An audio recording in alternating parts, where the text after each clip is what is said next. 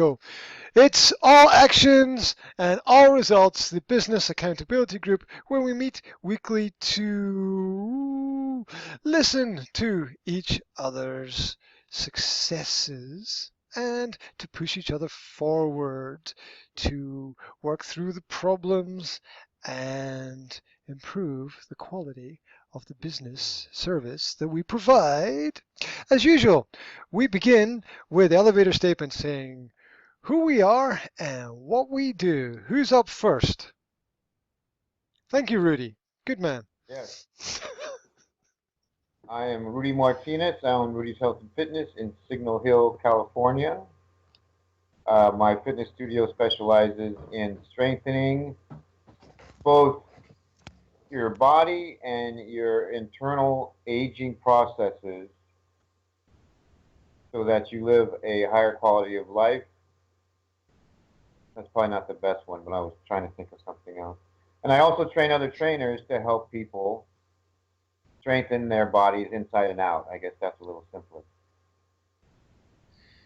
Yeah, strengthening inside and out is much Yeah. better than your internal aging Yeah. processes. I know. It was like internal. Yeah, good recovery. I think inside and out. I think that says it all. I think I better grab every domain name with inside and out in it. Yeah, not everyone. Right. Those ones might even be more valuable. So. Well, there you go. You might pick up more clients with other problems Exactly. from that Yeah.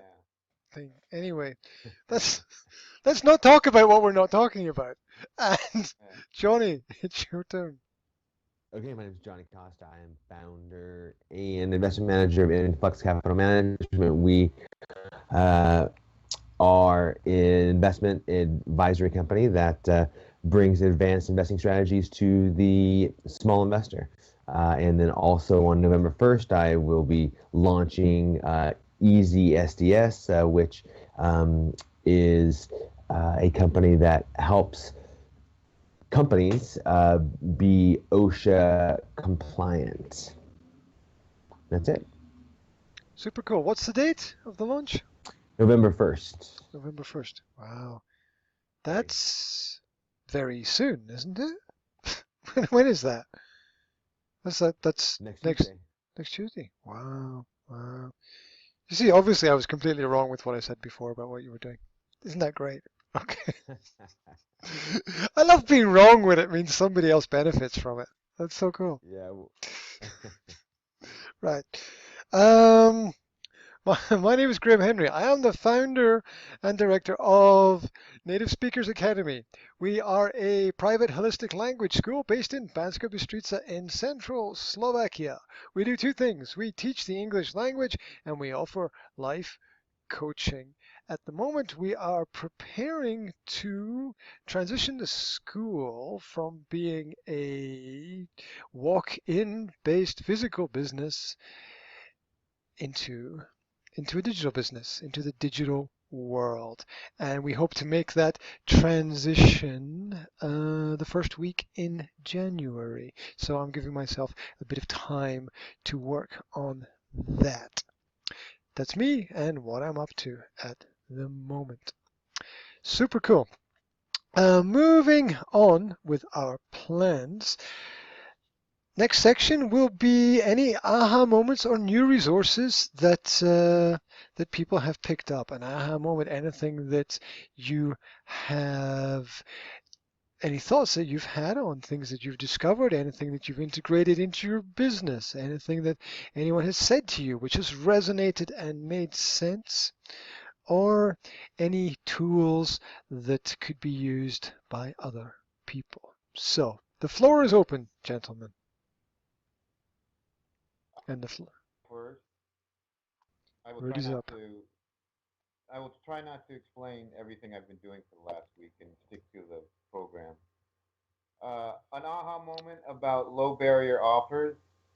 It took me a while to figure out when people were talking online about LBOs what it meant, low barrier offer. So I've come up with a series of 21-day promotions and I'm not going to go into those now, but everybody seems receptive to a 21-day type of promotion rather than an ongoing membership. They can wrap their head around it. And I'm starting to realize, people like to take information in bits, just like we know in other aspects. And I think even with fitness, it's so true because I haven't really done that type of thing, a 3-week program. What is that to me? Apparently, it does draw people in. So mainly, we're going to start with my clients, existing clients, and they want to do like a 3-week diet challenge. So that was my aha moment. The logo design. I was using. Let me find it here real quick. It's called youidraw.com, youidraw.com, and it allows you to design things vector graphics, which is what all professional graphic people use, and you can manipulate fonts and different things uh, pretty easily. And you can get a vector file that you can then deliver to. You can either use it, you can convert it to a PNG or whatever you want, or deliver it to a more professional person and say, "This is what I want. Can you tweak it for me?" And it's already in the file format that they would use. And it's to a point. There's a paid version where I think you can do more things, but again, it's to edit or create graphics. It's uidraw.com, and I will show you my stuff later on. So that's my resource for right now. So I am done. So graphics are really hard to create. How I don't understand how does this make it easier? How does it make it amateur friendly? Well, it's much that it's not so much that it helps you design it. It creates it in the vector graphics that most designers need it in. Right. And I can show you, like, you can take a letter, for instance. You can take any letter, and the points on the vector you can reshape the actual letters. So any point on a shape you can change to what you may need. And like I said, I'll show you later on what I've been doing with that. So it's a little more, and the thing is, it's a very because it's a vector graphic. It's very high resolution for graphics on websites. So it doesn't look amateurish, unless your design looked amateurish, period. So, and if like I said, if you want to translate it to give it to some designer that can clean it up for you, it's at least in the file that they would use on their photo draw or whatever else they would use. So That's cool. Can people, if they have a resource, find a resource as they're using resources, post them on the Facebook chat as they go? Because there's been a couple of good resources that Rudy's come up with in the last few weeks, and I sort of made a mental note, like I want to check that, I have to check that, and it slips through the net and gets away, and if it's uh,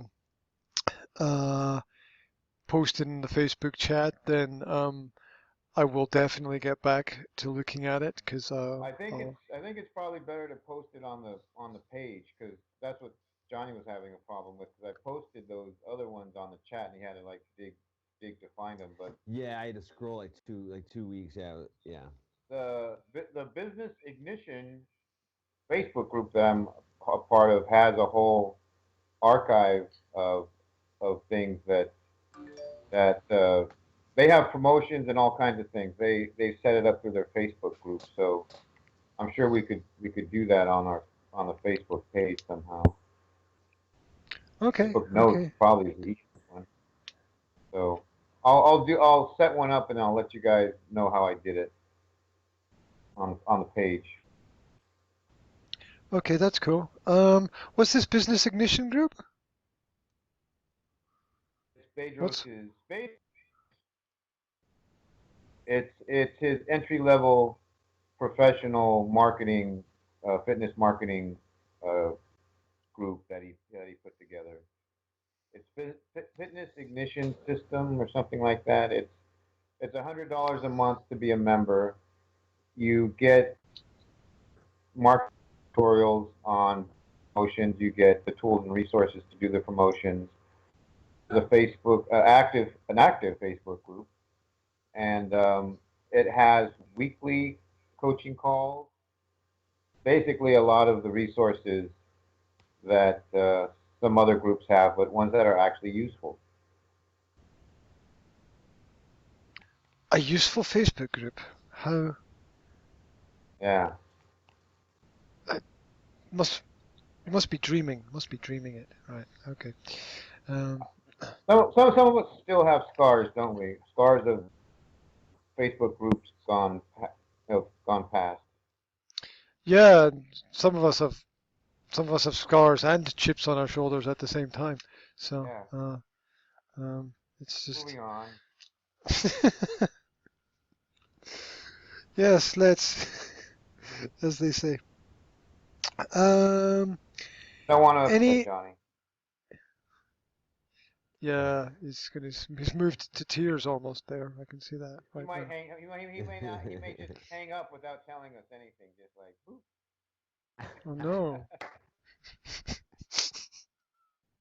He might sneak out the back door There's a again reason why I do that. with a tank. You traumatize. Like you warned us in the past, but you still traumatize us when you do it. Well, the reason I do it is that No, I'm still I don't looking want for you. is I'm still that looking for you and talking to you, and you're not even here. Sorry, I jumped in. The reason I do that is because it's really hard to segue when we're going from one thing, and I don't want to ruin the fee or someone's feeling or someone's train of thought. And so if I'm like, all right, hold on, I gotta go, I got Graham. Like you have to find that clip when Johnny did that. Graham's eyes was just like froze, and he was this. What he said was perfect.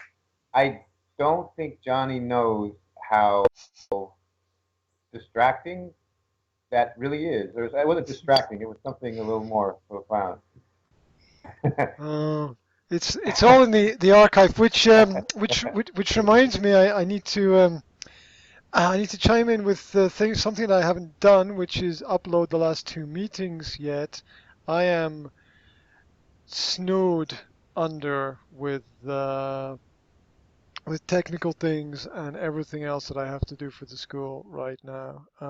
I've been in the office 7 days a week for the last God knows how many weeks, and stuff is sitting on my computer waiting to be sorted. I know it's not an urgent thing for anybody, Yeah. but I did promise it and not deliver it. It will get done, as everything will get done. It will get done. It's in the list. It hasn't been done yet, but it will be archived and go up. In fact, So then is it counter to what some people have said? Something like was it how you do anything is how you do everything isn't always true. I don't think. That's one I've never agreed with as far as that saying's concerned. Really, that's so true. Well, Graham hasn't put up the last two, but that's not how he does everything. He's but it doing a lot of other no, things that but it how is. he's doing everything isn't how he's done the last two YouTube anything. But it is a reflection of what is happening in reality, which is that I'm on that slippery slope where I'm not catching the things that I need to be catching.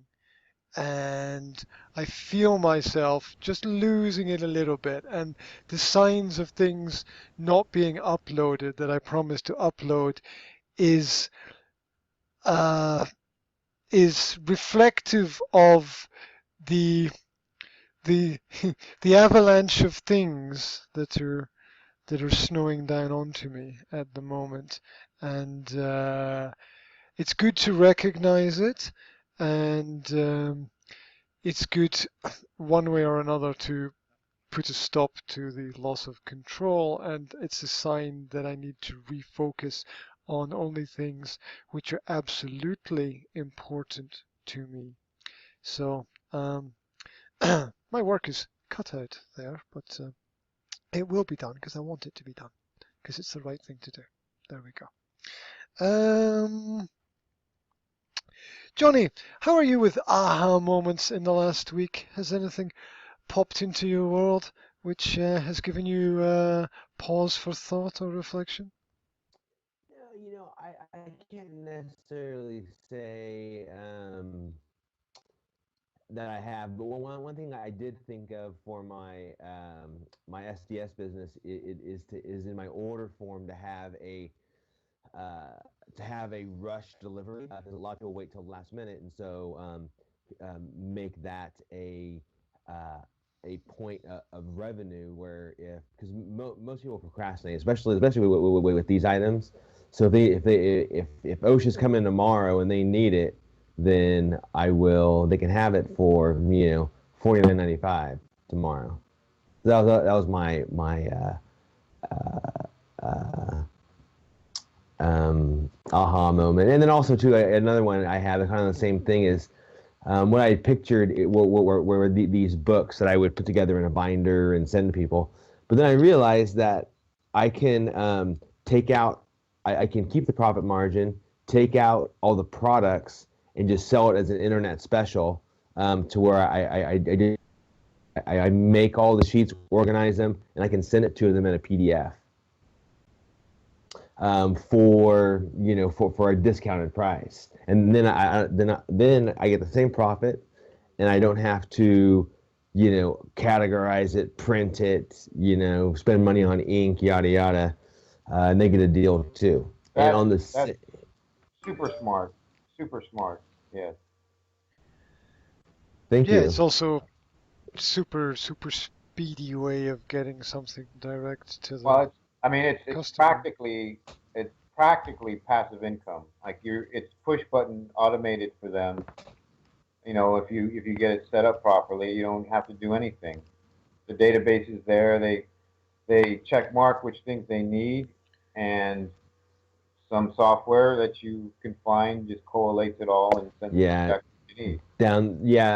eventually. I mean, I'm gonna have to build them manually at first, but yeah, but down the line that would be good to just Yeah. to automatically put it in. I mean, the thing that's going to keep them from saying, "Oh, well, I'll just look this shit up myself. It'll only take me about an hour," is get the latest updates. Um, I am like I am. I have the latest updates. My field rep that I know from OSHA, the guy you talk to, he doesn't necessarily have to have a contract with him to say, keeps me up to date on up to the minute updates that OSHA may find. So they're like, oh shit, I don't want to look up the wrong update. Let me just get it from this guy, and I don't have to worry about it anymore. Oh, there you go.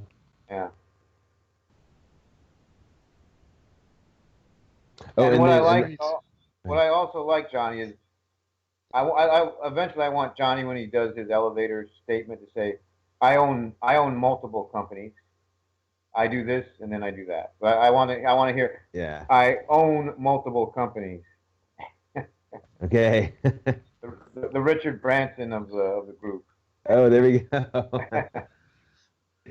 There we go. And then I will say this: I did find what's called Adobe has a program where you can combine PDFs and then make them all one document. So separate PDFs you put all together and make it one document. So I don't know if that'll ever be valuable to you guys, but I That will be I, very very yeah, valuable actually. yeah. When I have to send diet plans and stuff, I have to send multiple PDFs to people. I could just do it all in one.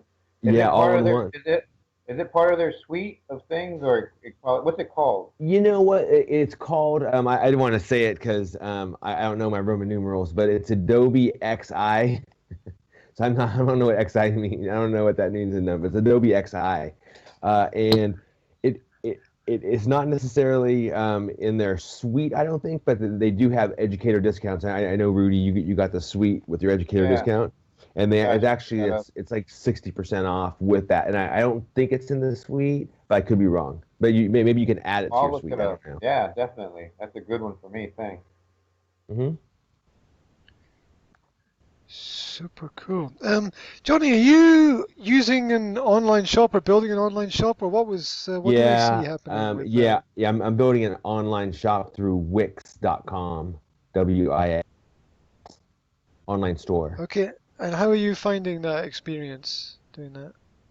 Um, I'm having to adjust, but it's I don't know. The experience is like it's okay. I mean, I picture this beautiful elaborate store, and when I'm putting together is not that, but at least it's something to start with. But I'm finding it to be quite simple. And do you think that it's simple a reflection of being good and practical for your needs? Yep, yep, Your exactly. website's still on Wix, isn't it? Is that Yeah, true? the original one I have, yeah, it's on All Wix, right. yeah, and I had looked at other ones, and I mean I prefer because I know that WordPress is the standard in the industry, but I don't know I still can't. I'm on their site and I still can't figure it out, and they don't have and Wix has a really good call center, so I can call them and get information, and they help I me think like that's right away. smart. Yeah. I think I think your ideas are really good, and I think you shouldn't spend time wasting on creativity stuff that I don't think you're really into. Like I'm into the Yeah. creativity stuff, Uh, but I think your ideas should just find the most simple and reliable platform, and Wix is one of them, from what I've yeah. heard as well, and just use it. Okay. And whatever percent they're taking, it's worth it to you as far as not having to deal with a bunch of shit, you know? Yeah. Excellente, excellente. Right. Um, that's it for aha moments and cool resources from Johnny, I imagine. I don't have much to add. One phrase that stuck in my head over the last week is you need the right offer, um, and that with the right offer, people are going to be attracted or at least interested in what it is that you are offering or trying to sell, basically. So that's been ringing around the back of my head that when people haven't been that interested in some things that I'm doing, it's that the offer is not what they are looking for. And so that I need to rethink and reorganize, which goes into wondering whether or not my strategy with having my own Facebook page for online coaching is really that practical or not.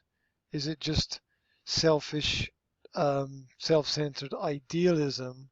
Would it not be better to try to integrate what I'm doing into other people's platforms that already exist, where there are online sites with hundreds of thousands of people theoretically registered there already? But then I don't want to step on people's toes, and I've had problems with people being unhappy with my content in the past, and it's not my wish to create bad feelings in other people's worlds.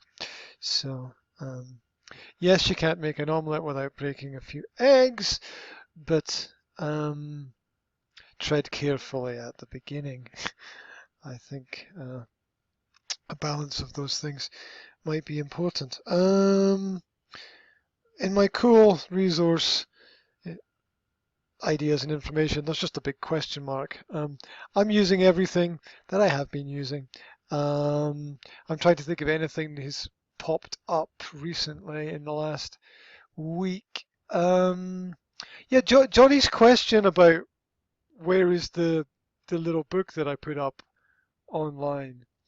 It ended up on my coaching page for the simple reason that Google Sites said this document is too large to upload to to Google Sites.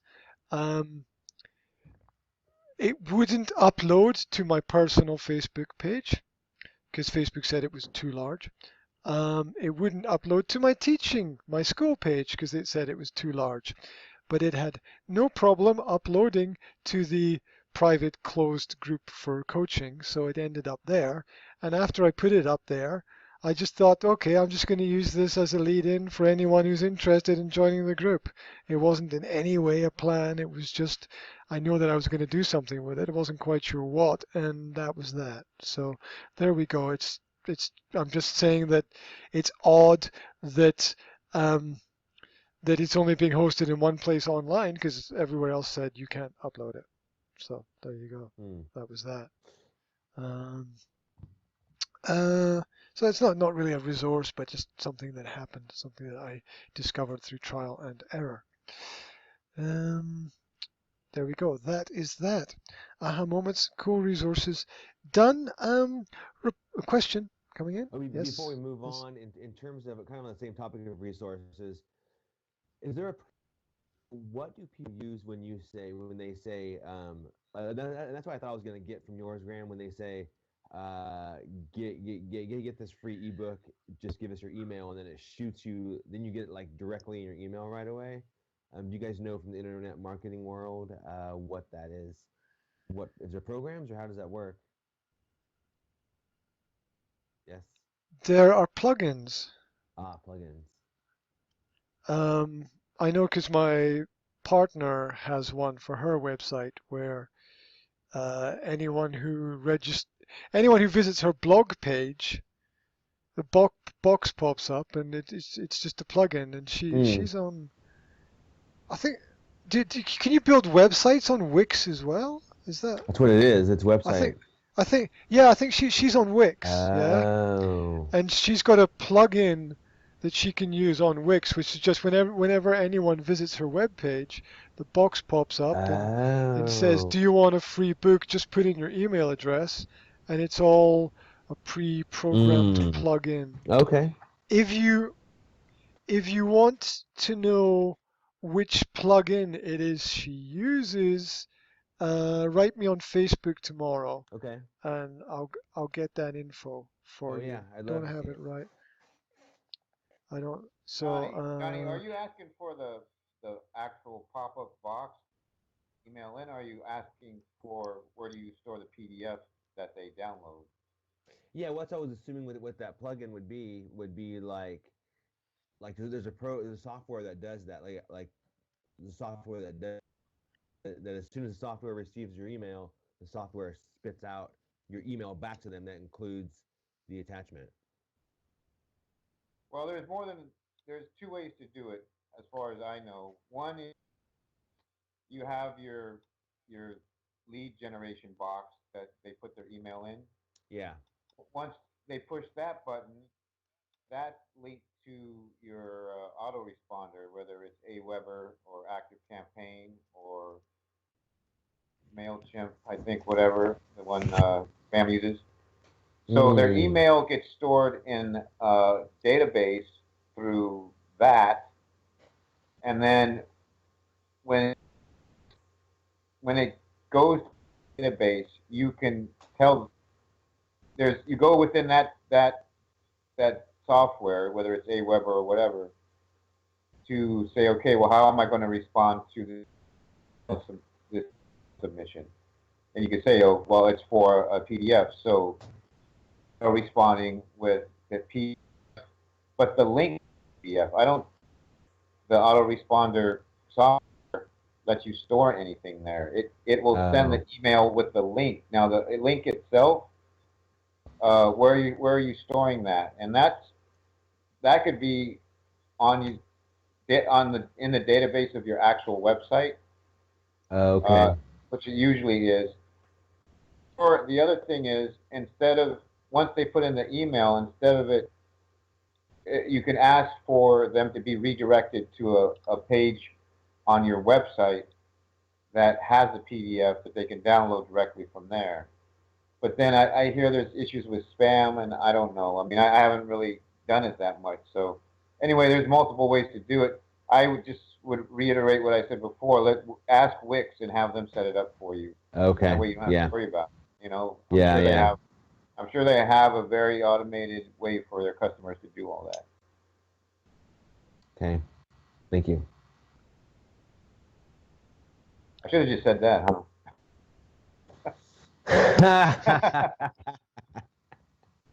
Graham's like, yeah, you should have. You were getting there. Yeah. I'm wondering why one of my computers is saying you have no internet access and the other computer is working perfectly fine. Okay, anyway, never mind. There we go. So, taking steps forward.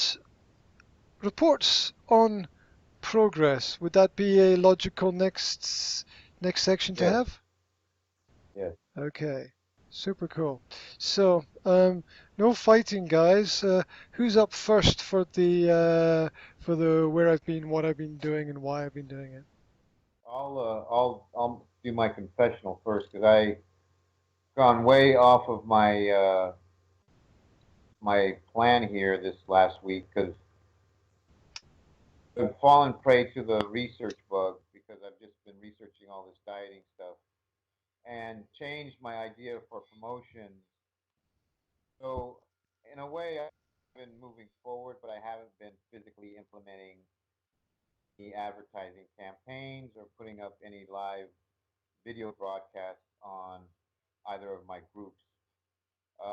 But I have been gathering more information. I know I could do that for the rest of my life and have a library of information in my grave. But I just feel like I'm getting more focused and more knowledgeable on the whole functional fitness practitioner group that I'm putting together. I'm just gaining more knowledge on. And then, like I said, instead of just advertising the low barrier offer thing, that I've run by my clients and they're all for it. Again, it's not something that I about. So what I'm going to be doing is a week, and I wanted them to pick like a 3-week diet starting November 2nd. It will end the day before Thanksgiving here, so it's 3 weeks, and it was going to be some form of elimination diet. Either cut out sugar for 3 weeks, cut out dairy for 3 weeks, cut out for 3 weeks, some form of that. And the consensus is everybody seems like they want to try to cut out sugar for 3 weeks. So I'm going to come up with a sugar buster type of list of things to make sure they're not taking in. And what I want to do is create a database of their statistics, their weight measurements, body fat, but also their blood pressure and heart rate, so all their vitals. And then I want them to take a survey. Do they feel more energetic? Are they sleeping better? Do they have more concentration? How are they managing stress? How potent do they feel? You know, so I want to get a database of how they feel differently eliminating sugar, because in the end, I don't want to just do a bunch of research and then start spewing research out. I really want to get some real world results from the clients that I have. Basically, I told them I'm using you all as guinea pigs, which I always do anyway for exercises, and just start to get a real world clinical database for where I feel my practice is going in the next next 6 months to a year. So that's where I'm headed. Just kind of changing the game and doing the shorter, low barrier offer type 21-day programs and just continuing to research. And I know I have to get back to some form of advertising and some form of live broadcasting, which I just haven't done. 2 questions. One, how did that ad go? And then number 2, do you have the ability to test blood pressure and those other vitals? Yeah, the body fat monitor I have has the heart rate on it, and well, it doesn't have the heart rate. I have a body fat handheld device. And then I have a blood pressure cuff that has the heart rate on it as well. So are they accurate? Well, they're as accurate as they need to be. You know, it's like Yeah, I know. All right. as long as I'm using the same instruments, and then I have a medical weight scale at the gym, so I'll do that as well. And then the measurements, I always, you know, as long as it's always me measuring their uh, statistics, it'll be pretty much accurate or consistent. The ad I never ended up putting up. I just felt like I didn't feel good with the offer, and I didn't finish the web page, and I started getting distracted. So that's my confession. I just never got it up, and that's what I need to do. I need to do the low. Like I wanted to change it to a 21-day offer now, and do that not just for my clients but for people who might be interested in joining up. So that's what I have to get done again today. Like I started to redo it, and then I just lost track of it because I got into this. I'm listening to all this stuff on thyroid right now, and I love research. I love learning all this stuff, but I have to implement. I just didn't implement this last week like I should have. I admit Okay. that. No Okay. I problem. admit it. Is this Good.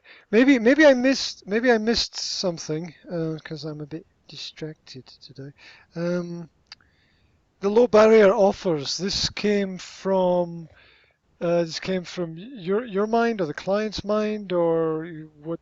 Which field did this come out of? Well, like I said, I've been researching different resources, and there's two. I think I said last week. One is Dr. Amy Meyer's elimination diet. She has a whole online package that you can get for $40. As an affiliate, it only costs $20. It's all these PDFs and videos of what you need to do to an elimination diet for I think 6 weeks. So I've been looking at that, and that one's much more rigorous, and it has more to do with people with actual autoimmune disease, which I do have. And I said that's the audience I see pursuing more. They're going to need a lot more monitoring, and they're going to need a lot more coaching. And it's a huge market now that's not being tapped into. That's where I'm going. The other one is a version of elimination dieting, and that's JJ Virgin. She's real popular along the talk show circuit, and her diet's similar, but it's more of just a general weight loss thing. Now she talks about certain autoimmune ailments and this and that, but she's more of a mainstream person that anybody would buy her. Like she's got a best-selling diet book, but she's got the same philosophy, basically using the elimination diet type of thing to get people to lose weight and different things. So they both offer a 21-day cleanse or a 21-day diet sample. So I started talking to people about that. Well, 21 days, I could do that. I said, well, what could you eliminate all these things? And the conversation going, oh, what if I only eliminated one? I'm like, okay, well, that's the type of research I really need. Like, realistically, I don't want to offer something that people are going to look at like, I can't do this. Like, this is it's too restrictive, it's too complicated. I can't do that. What I want to do is eliminate one thing out of people's diet, and I want to see if they notice a difference. Now, if they've lost 5 pounds because they're not eating sugar anymore after 3 weeks, they get the benefit, and then they're like, and I say, okay, well, you eliminated sugar. Well, we eliminated sugar and dairy, and then we add something to the list. So that seems more real world to me for a larger segment of the population. And I don't see anybody doing that. It's like it's an all or nothing because most of these programs are coming from nutritionists and doctors. Like it's either all or nothing type of thing, and they don't really care.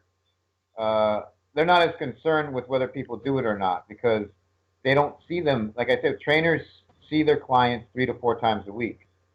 So we're going to hold them more accountable in general, because we want to see those results, because our business our business uh, will grow based on their improvements, their before and afters. Whereas with doctors and nutritionists, either you're following the diet or not. It's like their degree aren't uh, like their success isn't predicated on you succeeding, because it's like they're still in their clinical mindset. It's like, I have the education, I'm telling you what to do. Like doctors are basically like, I'm giving you the medicine. If you don't take it, that's nothing on me. And I think nutritionists are the same way.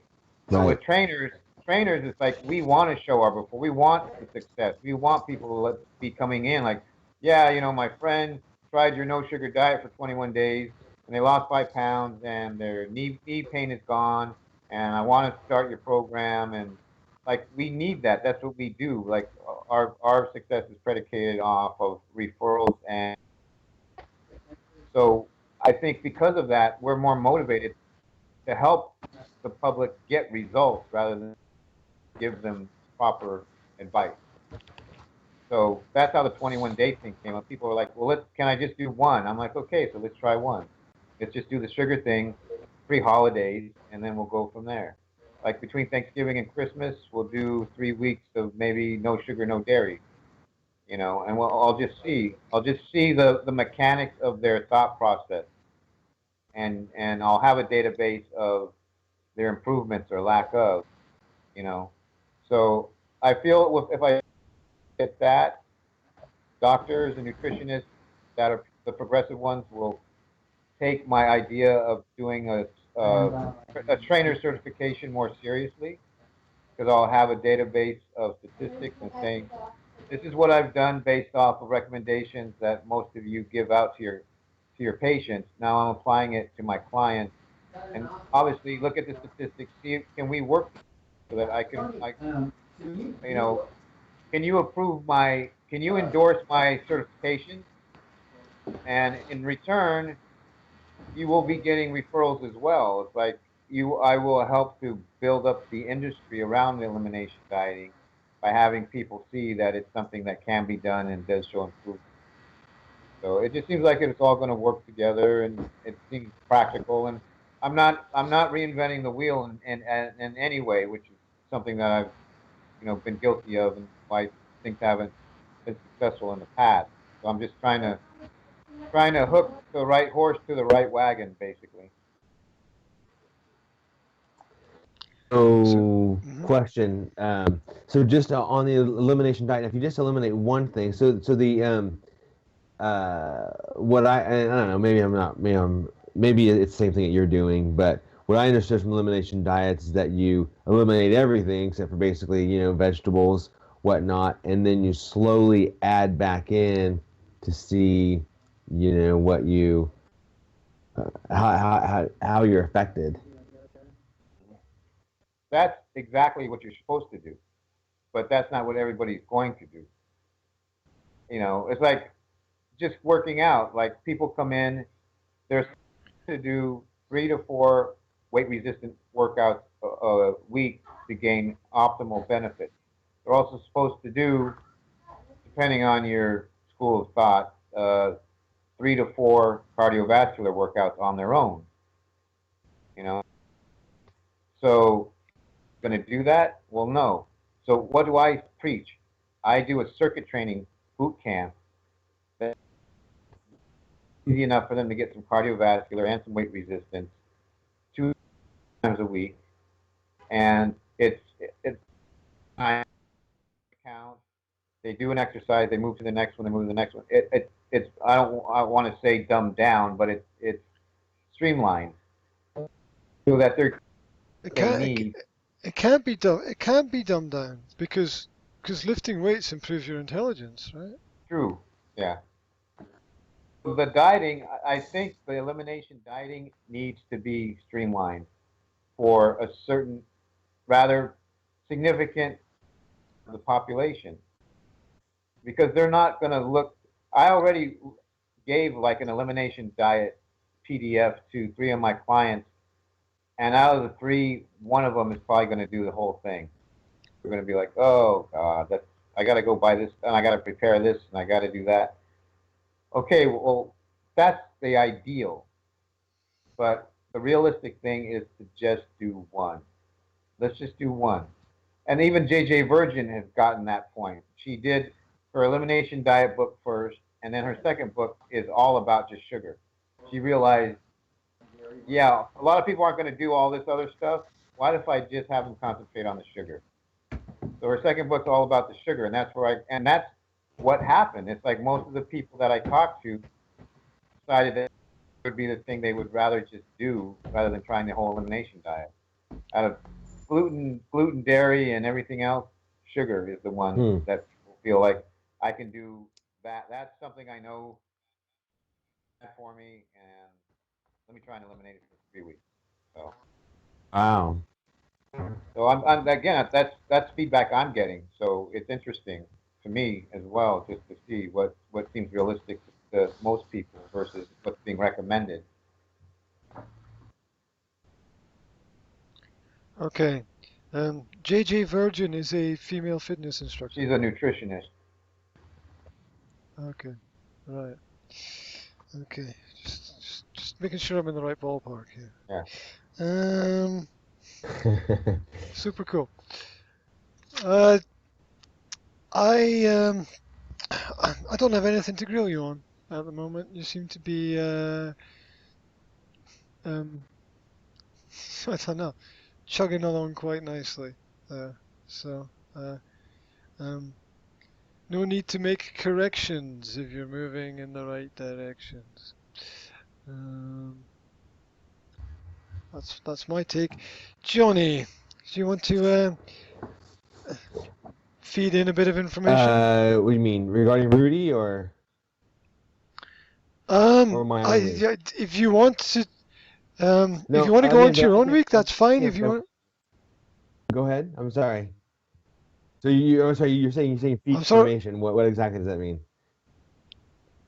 That means you can either choose to question Rudy a bit more, or you can take a dare and go down the road of what you've been up to. Okay. Well, I've already questioned Rudy. I mean, I do have other questions, but we would go on for how. So I'm not even gonna go there.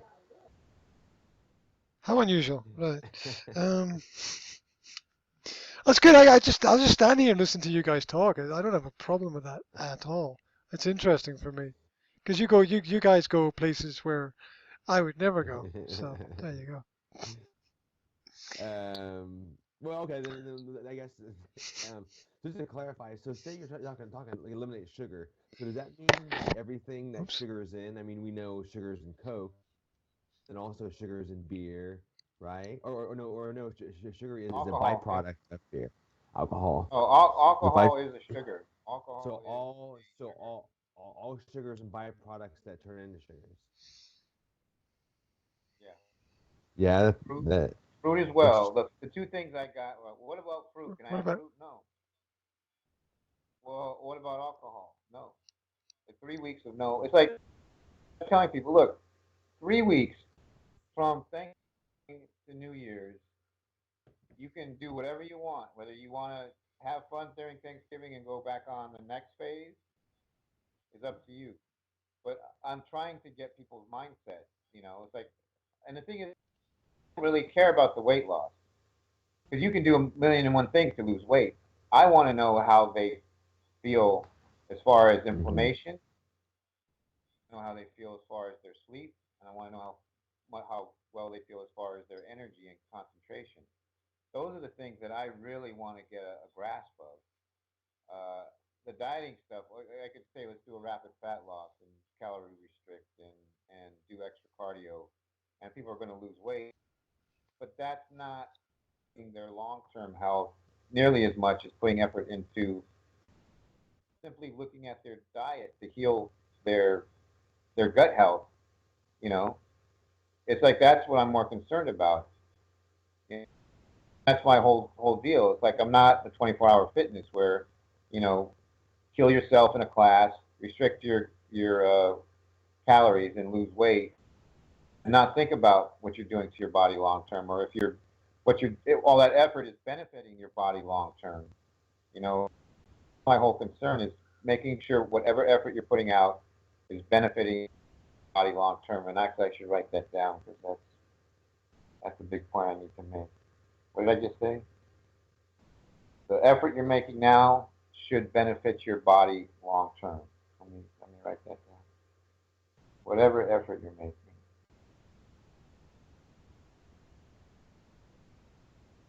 Continue, people. I'm listening. Okay, good. No, I was Whatever effort you're making to improve your body short term should yield a healthier body long term. I think I'm overcomplicating now.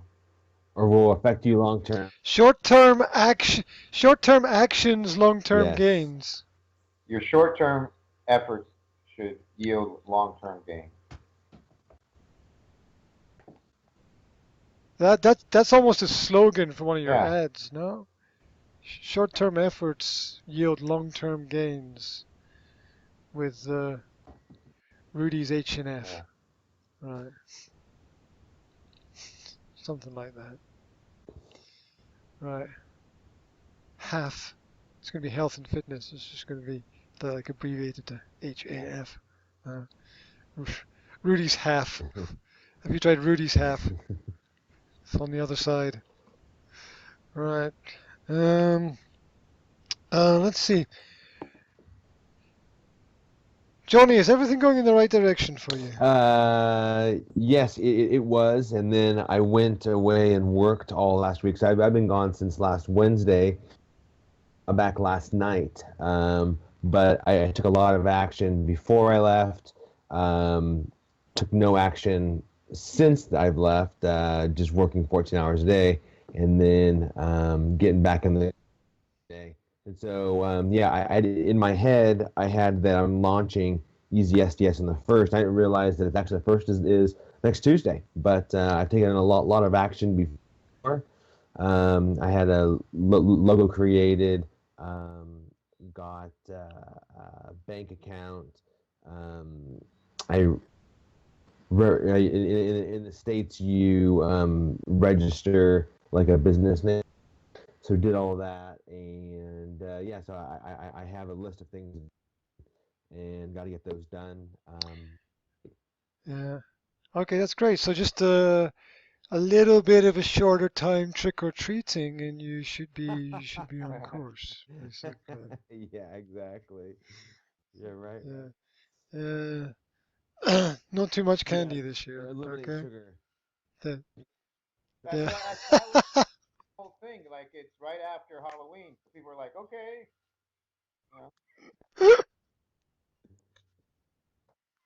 That'll never work. Right. Unless people have so much candy at Halloween they feel Yeah, sick. that's a good. Like they should be OD'd. Like it's right after the weekend. Then you got the candy thing on a Monday, and it's just like you should be sick of partying, Halloween parties, and the actual candy of your kids. Cause I have a lot of clients that have kids. All this candy all over the place after your Halloween parties. They should have a sugar hangover by Wednesday when I want to start this. So I think the timing should work out. Yeah, natural timing. Hey, Johnny, write this Yes. down. V, big I, big P, L-U-S, VI Okay. plus on Wix, W-I-X. That's what my partner is Oh, using super. to send documents to people when they subscribe to her Wix site. Oh. So it's basically VIPLUS. Apparently, it's a free add-on that you can add to your You're site. saying your So partner as the mother of your children, that partner? yes, Oh, wow. She yes, does yes, yes. online stuff? Yeah. Online business? Um, she does- yes, but it's a fleeting Oh, hobby okay. that she's playing with. as So basic. she is But wait, juggling so so wait many a minute. So things. basically, she's more successful online now than any of us are. She's an autoresponder. And she's only doing it as a hobby. Is that correct? Less is more. I think that's a yes. Yeah, I was quite shocked when she told me. Something popped up on her computer, and I said, "What's that?" And she said, "Oh, someone's just registered for my blog." I said, "What do you mean registered for your blog?" She said, "They put." Oh man. Oh man. What do you mean registered for your blog? You don't have a blog? Yes, I do. What do you write about? Oh, I write these occasional things about parenting and schooling and families and okay. And people like, how many people have registered for it? Oh, 30 or 40. Okay, and what do? You just We, it's we need all to wrong. It's all. we need to have her as a guest speaker next. Yeah, and I was like, well, what happens when they register? She's like, oh, they register and they put in their email and I send them the document. And they're like, what document? Well, I offer them this free offer if they register. I And got it all set up. Graham, why don't yeah. you give her the headset? You go sit in the corner somewhere.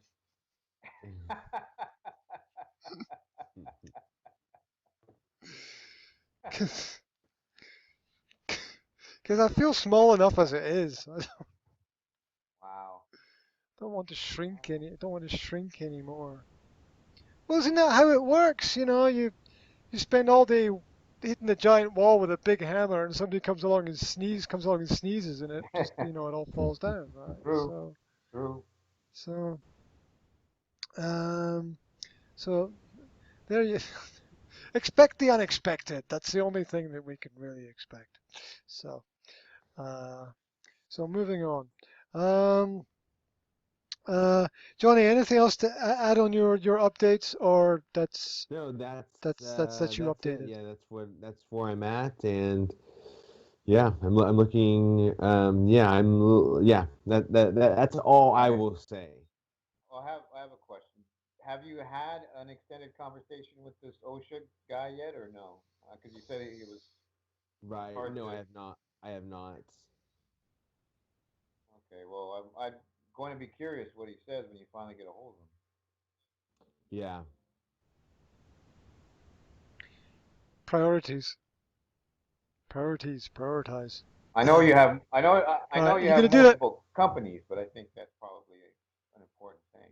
It is. It is. That's a next 7 days thing, isn't it? That'll be done in the next 7 days, no? Or Oh, me? Oh, yeah, you? yeah. No, no, definitely Yeah. it'll be done by November 1st. Okay. Okay. Okay. Okay. Cool. That's super cool. Good to hear. Good to hear. Very good to hear. Right. Um. Onto my progress or regress or whatever it is going on. So, reevaluation again, reorganization again. Um, the book that I'm writing, I cannot put it all together in the little bits and pieces of time that I have all over the place. It's just impossible. There's far too many things going on at the moment for me to focus properly on that. So what I did was throw out something I had on the back burner and just thought I'm going to be satisfied with that. And I plan to finish the book between Christmas and New Year when I don't have to deal with tangents that I have to deal with because students need this and students want that and this has to be done at this bank and I have to fly over here and scoot over there and it's just running around like a blue arse fly. So that's reorganization. I need to implement one simple thing that you guys have been telling me for ages, which is focus on one thing, basically the site that I'm going to need, and start building it and don't worry about the quality of it and just start building it now and get it up and test it and put things and add things to it and do it. I know that's absolutely essential. So I'm putting that back in first place now because I thought I could get the book finished quickly. It's now obvious that I can't. And so I've set myself this 1st of January for launching the site, and I'm now looking at 8 weeks, and I'm feeling that like the feeling that the sands of time running out there. So I'm bringing that back onto first place, and I'm making that the number one priority above all and everything else that is going on for me, with the exception of the basic daily running of the school, of course. So I'm going to channel all my external energies starting from this weekend into probably through MemberGate building and building a membership site. And I have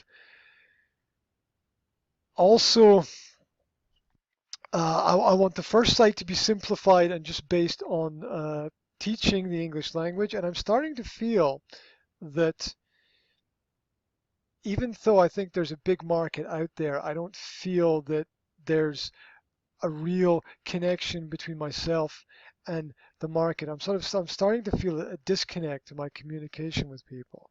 I'm not communicating with them on on the same level, basically on their level, I suppose, whatever that is. And I'm sort of having uh, trouble focusing on that. The second thing is that I know that I can't do this by myself, and I know that I'm going to need some help with this. And so I talked about employing someone to help me with all of these aspects. And I had a meeting with this person last week, and this person might, it's a 50-50 at the moment, we're not sure, might work for me and might come and work for me full time starting from January next Wow. year. And the idea would be to plan a project starting at the beginning of January for 1 year to have a certain number of people registered. And this person has brought in another idea as well from our meeting, which this person is studying business, but business related to tourism. And the idea is to set up a member based subscription site for providing people with a weekly email of the best discounted holidays available on the net, saving them money basically. So that's the idea, that people would register and for a certain low charge every month, like 20 euros a month, they would get like a top 5 or top 10 of the best holiday deals into their email inbox every week, so that they don't have to go searching through lots of different websites for ideas. And I thought that that might be an interesting thing to explore as well. I still want to focus on the school, but I feel I'm not feeling that it's fully connecting. I think you've got to be I think you've got to be so in tune with the belief that your idea is going to be successful that there can't really be any sort of room for failure. And with my communications with teachers so far, I'm feeling like there's a market out there, but it's going to be a real struggle, and I want to have another option as well. So the idea might be to set up two membership sites, one related to the school and the education and all the things that I want to do, and another one just on something completely different, and just throw out ideas and just see how that goes.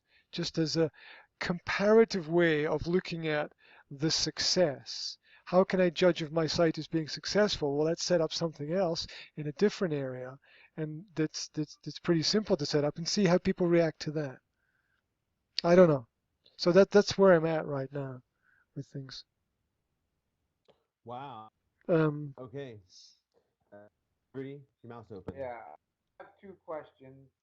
Um, as far as how you advertise your your physical school, are you advertising towards academic locations, uh, places, or places, or things that students are reading? I mean, are you advertising for?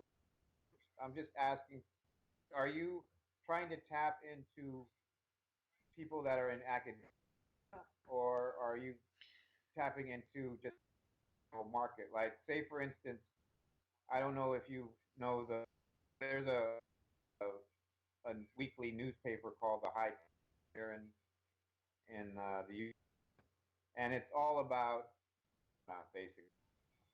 So you get a lot of potheads reading this, but say in the classifieds, it would be like, you know, you going to life and getting high.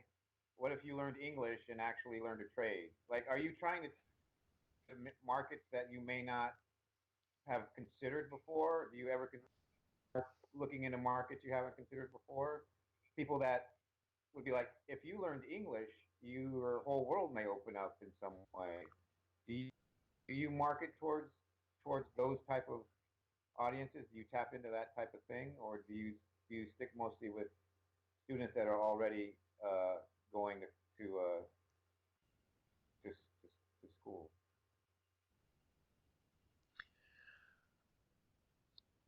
I have, so I basically stick with students who are going into school. I mean, there's two sides. One side is the teachers, and the other side is the students. So that's what I'm aiming for in that market. I haven't targeted a market anywhere else because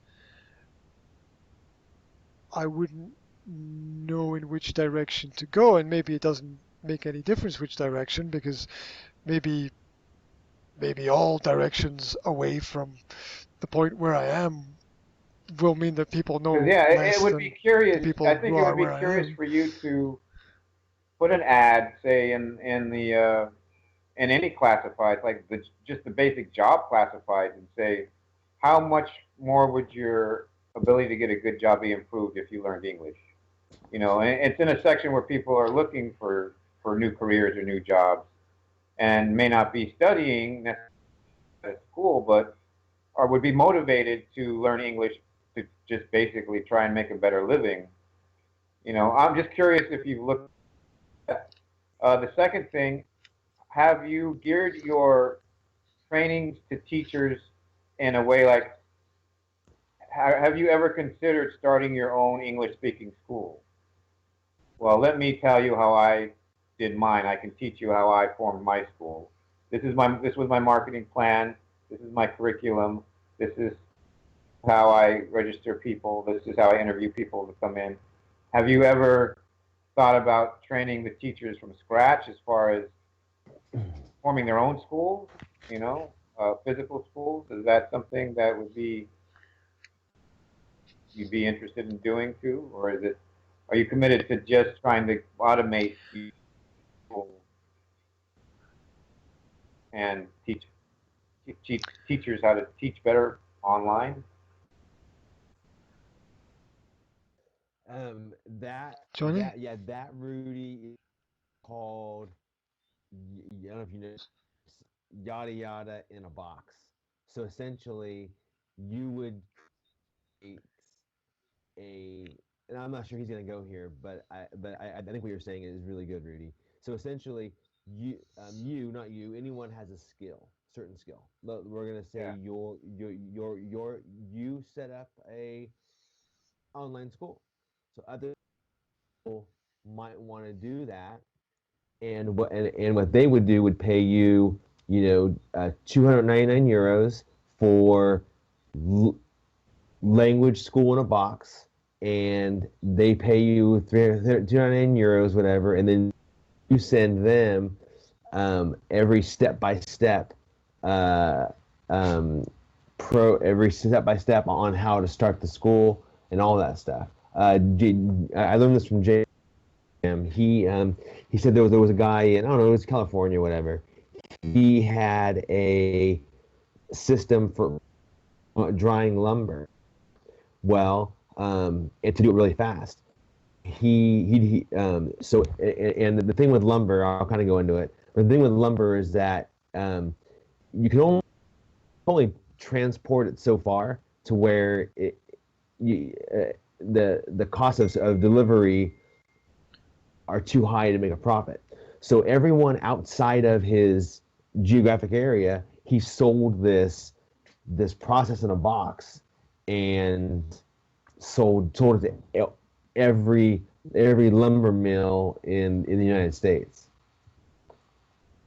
Yeah, that's basically what I'm on either end. It's like, how to start a new career in a box by learning Yeah. English, and Right. how to start your own English school in a box. I mean, Right. are you like, I guess overall my question is, are you looking at those markets? Do you tap into those markets, or are you definitely on a mission to do what you're doing right now, and you just don't want to waver away from that?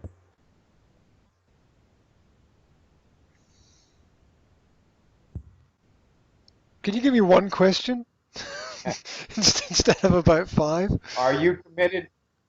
Give Are me one you question. interested in tapping into populations that aren't necessarily concerned with academia?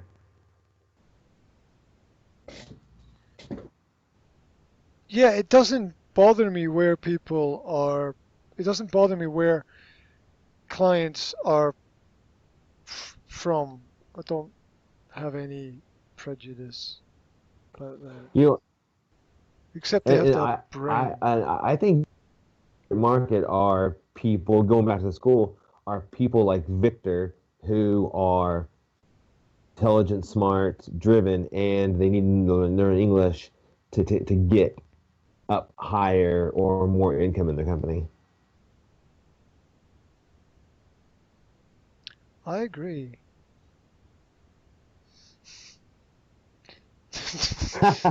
Okay. Right, does this go anywhere? I'm not sure if this goes anywhere. I just agree. I agree with Okay, you. good. Yep. So you know that's a pond you're gonna fish in. Last question has nothing to do with anything. How many euros per hour do you pay an assistant or something like that? I'm just curious. There. Um, I don't know the hourly rate at There the was a girl you moment. hired earlier in the year, right? There was, I don't know, I cannot remember at this moment how much I paid her per hour because the hours varied every week and some jobs were much more complex and some jobs were much less complex. And when she did a great Oh, job, I gave her a okay. bonus. So, All right. so, I don't, I don't, I don't know if it was between 3 to 5 euros Okay. per hour or something like that. I Sure, that's can't fine. remember exactly. That's There's fine. a big Okay. difference there. So, um, yeah, if I'm employing someone full time starting next year, I know that that's gonna be basic, basically around 500 Mm, euro a month for me to employ someone, maybe more, mm. maybe 600, um, to employ someone full time. Um, but I just can't do the stuff by myself. I'll tell you a realization that I had during my discussion with the potential employee was trying to fit the job. Trying to fit the person into the job just seems to Yes. me a big mistake. And because I was sitting down with this person saying, look, you want a job description. I've written down what I want the person to do, but I'd much rather like that we sit down together and we talk about your skills and how we can make the job fit into you and what you like and what you love and the directions that you want to go in rather than me fit you into the box of this job. And I hadn't actually thought about that, but it sort of came out of the natural process of sitting down and discussing it. I thought I don't want to put you in the box of the job. I want to put the job into you and then kind of fire you up and send you out there with this idea that I would get them on the Freedym training modules and train them up through the Freedym training modules to do all the online stuff, not I me. I I think that Because makes I know total that, sense, but Yeah. I like, I mean, I mentioned this a long time ago. Darren Hardy's book, The Entrepreneurial Roller Coaster, and I think he gave really good advice. He said, I've learned that I should never hire assistants because I'm too close to the tasks I want them to do and the reasons why I want them to do it. And I it's to disseminate their actual skill sets. Like he learned that to hire someone else to hire qualified people to do exactly what he wants them to do because he always gets influenced by their enthusiasm and it shouldn't play a hiring anybody. It should just become the task that is required. Better for a party to look disseminate people's actual qualifications. I don't know if you're in a situation where you agree with that, but at least take a look at that. Like I would recommend that book to both of you or anybody that runs their own business. It's a very practical guide. Like I know Johnny said, he's gotten a multiple books, audio downloads or whatever. That after the first chapter, you know, regurgitating the first idea, which I agree with. A lot of books are like that. But Darren Hardy's Entrepreneurial Roller Coaster, it's like every chapter is a different aspect of running a business. You know, Hmm. so I would definitely recommend that book out of almost any other entrepreneurial book that I've read. So just my opinion on the hiring process.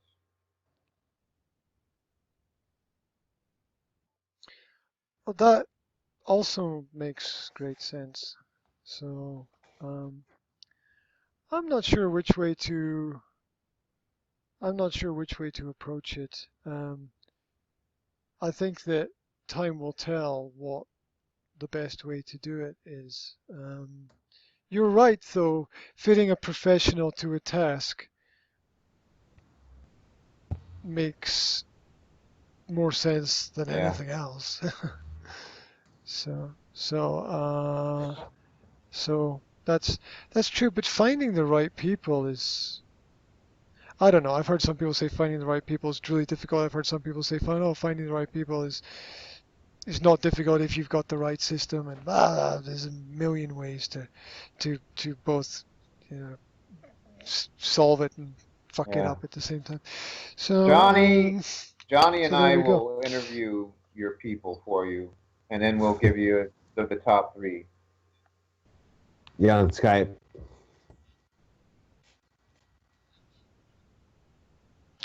All right. I can't find three intelligent people, though, so it's not going to happen. Really? So yeah, I can't. I can't find three intelligent people who want to work full time on this kind of project in this kind of environment. I can't find three intelligent people who want to work. They all want the money and don't want to Wow. work. So you remember it's a different system here. Remember that there are no entrepreneurs here, right? There's It's still communism, right? Really? Well, someone has to be an Oh yeah, entrepreneur. I it's all mean, government con. the It's liquor store, the beer down the street, the beer pubs, they're entrepreneurs. When communism finished, the government took all of the companies and gave them to their friends, and they run everything. It's How about that still one, nothing's the corner changed. liquor store? Is there a corner liquor store? Um, the local businesses. it's Who, just like every who, second shop's a liquor store, right? who, who, who mows your lawn? Or are there any landscapers? I mean, that's awesome. You can't say there's no I mean, if someone's got a business, they're an entrepreneur, unless it's state owned.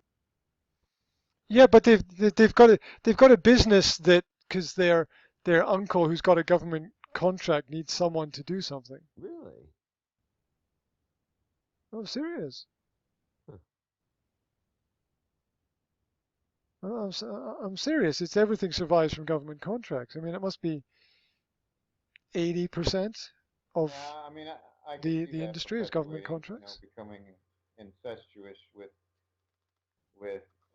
being in part of the good old boys club in some form or another. I get that. But see, that's just it. It's like I think there's even more of a need to detach yourself from it, if at all possible, because you're never gonna. You don't think anybody's intelligent most of the time.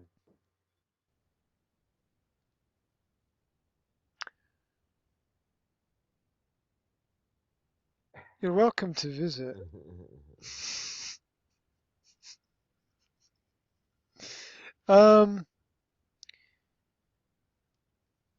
Do I think people? That's not exactly what I said. That's not it. If you listen back carefully to what I said that I couldn't find intelligent people who wanted to work. I did not say that the people were not intelligent.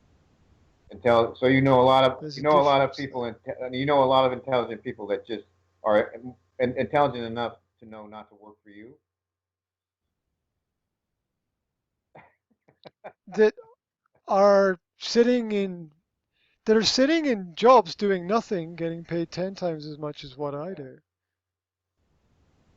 They don't do anything Yeah, I because they're mean, government jobs. all Nobody serious. does I anything. mean, all kidding aside, I see what you're saying. It's like definitely calling fitness do, but healing is my calling.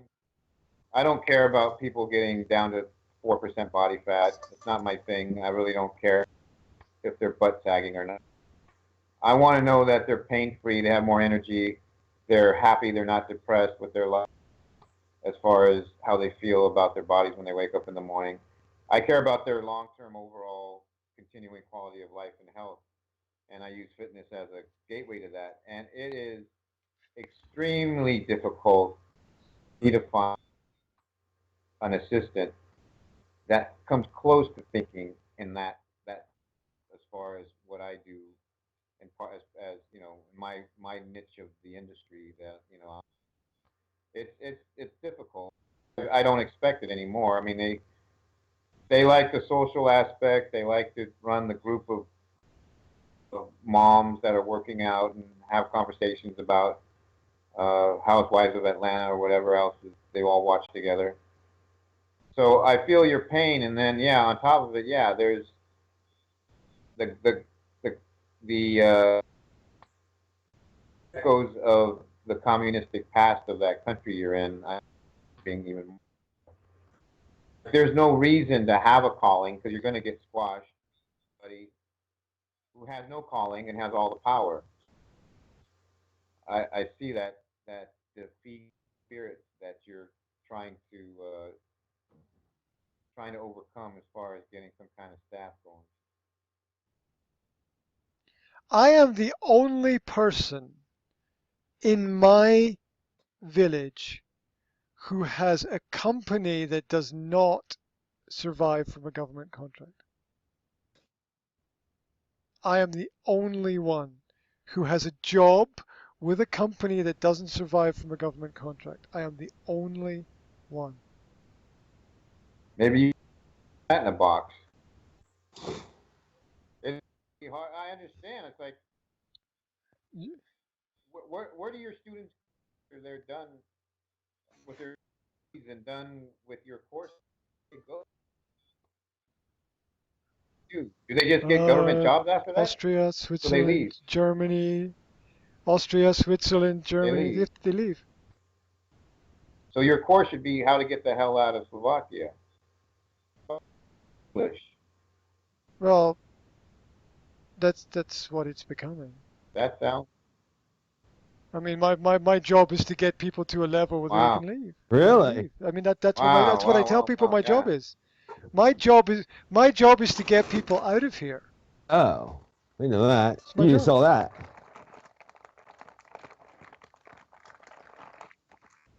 Well, I could be. I I don't know how I would You do you that. you Do you want to get out of you here? you you, you think the government would shut you down if you said that?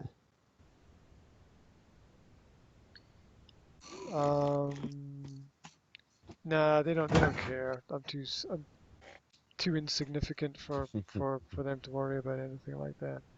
Although they did send some agents around to snoop through my business when I started. I'm serious. Yeah, they pretended they were government workers that they would send irregularly, pretending to be students looking for courses. Wow. But yeah, seriously. Jeez. They'd send in these people, and I figured it out after a while because they they were not interested in studying at all. So I couldn't work out why they kept coming back to ask me questions about the courses, and they were snooping around to see. I had friends who started a modeling company, and they in the same street as me, and the uh, the mafia turned up in a car and said, "Right, guys, get in the car." Took them off to a little meeting where they had a nice little word with them about what they were doing. Interesting. So it's still here. Yeah. It's still people pretend that it's not, but you scratch the surface. It is. So, I think, yeah, it's I kind think, I just kind of let me, drift around in my own I world. think maybe what I was Focus. getting to overall is, have you exhausted your market research? Are you feel like you're catering to the right markets, but it's just not the right product for them? Or, and the offer isn't the right offer, introductory offer, low barrier offer, whatever you want to call it. Like you've settled on the markets you want to try and cater to, but you're just not finding the right thing to offer them yet. Is that Okay, here's what. Give me a minute, and I'll explain what went through my head. Right. So this is the light turned on. No, this is what happened. So I was sitting down thinking about, okay, on one side I'm going to have okay, courses for teachers to develop for their professional development, and I'm going to have these online lessons for people to learn English. And it's like how am I going to funnel them in? How much am I going to charge? And what content am I going to get there? And how interesting is it going to be for them? And so on. And then I started to think through this tourism idea because this person that I was thinking of bringing into the school is interested in that. They're studying business together with tourism, and I think it's an interesting topic. And I started to think about what it is that people would want that would make their life so much easier. And I was thinking that people would pay €20 a month to get a one-page newsletter a week with the top 10 holidays on it, because the top 10 holidays would save them money. They wouldn't have to go out and look for it. And there's probably a lot of people who would want that, and they'd get some benefit out of it. It would be exciting for them. It's helping them plan their leisure time, and it just seemed like what the school thing seems to me gray and cloudy in terms of benefits that not just not benefits it's providing, just in terms of how I see the success in the long term. Whereas this other idea seemed short and sweet and full of positivity for everyone involved. And one seemed grey and cloudy, and the other seemed bright and sunny in my mind. And now that might be the effect of the new idea. But it seemed to me that people are much more prepared to invest in leisure than they are in learning in general. And I was thinking about trying to persuade people to pay, you know, what €50 a month to register and get these daily English lessons, or whether people would pay this amount of money to get sent the best deals into their email inbox every week related to travel and tourism and the best places to stay and the best events to go to, and have it delivered directly to them. And I was thinking that people would probably jump up and down for the second Do idea, you have Travelocity just because. and all those travel sites there already, or no? You know what I'm talking about? No, it's not. It's not really my main area, but I mean, I don't know what that is. What is it? Is this a website that anyone can go to and it finds the best deals for them, or? Outwire, Travelocity, Priceline. Priceline, TravelZoo. hmm hmm Yeah, but this is still taking out the idea that people go on the internet and they have a look at stuff and they search for things and they're not sure what. I mean, this is just like the deals delivered to you so that they don't Yeah, have but to do it. So that was the idea. they send you emails too. I'm just Okay. saying. Okay. Maybe not. Maybe not Um, Slovakia. That's what I'm saying. Is if there's nothing local to Slovakia, then you may have something there. I'm just saying here I get 3 or 5 emails a day from different ones I've subscribed to, local stuff to international offers. So I just don't know if it works that same way over there. mhm. Well, it probably is not that well connected within Slovakia. It would probably work within Slovakia to to provide something like that. So obviously it's not a new idea. Could it be a new idea But locally? as an idea, I I mean, was. locally, is it a new idea? Because you're not seeing it.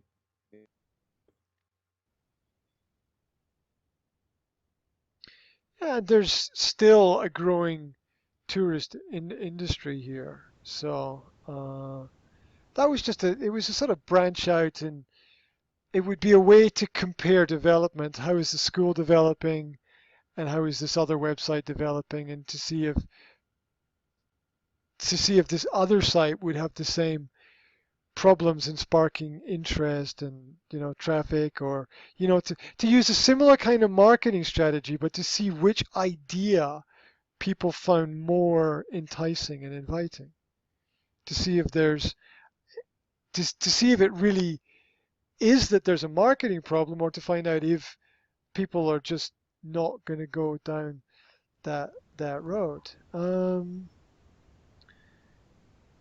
So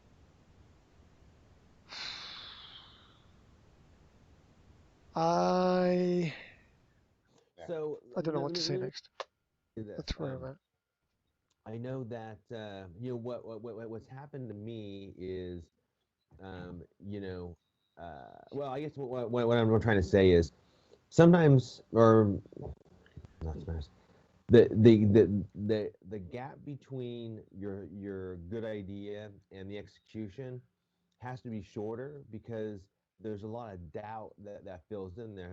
I remember that day when you had you had come to realize you could do an online school, that you could make 360,000 euros a year, yada yada. It was all very clear in your vision. What's happening, I perceive, is that it's taken over, and I've had this happen too. I mean, this SDS thing was like a brilliant idea, and then I was gone.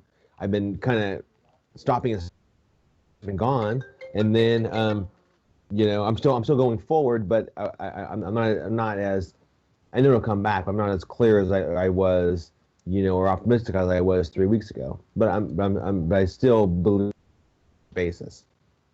So I guess what I'm saying is,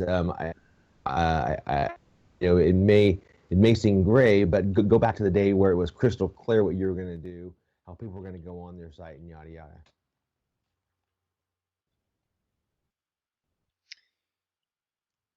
Yeah, getting very little feedback from people with my with trying to outreach online has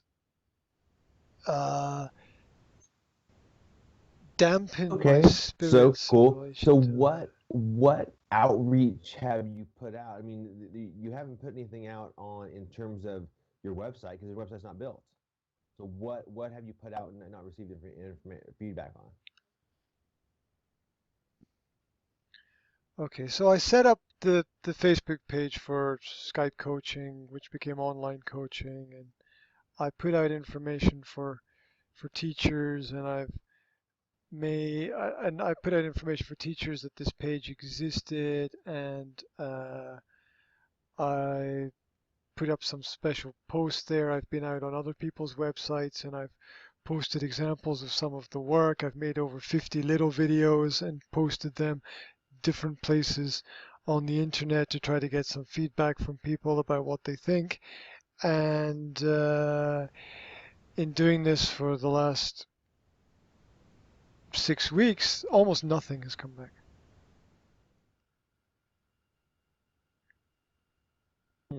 Gotcha.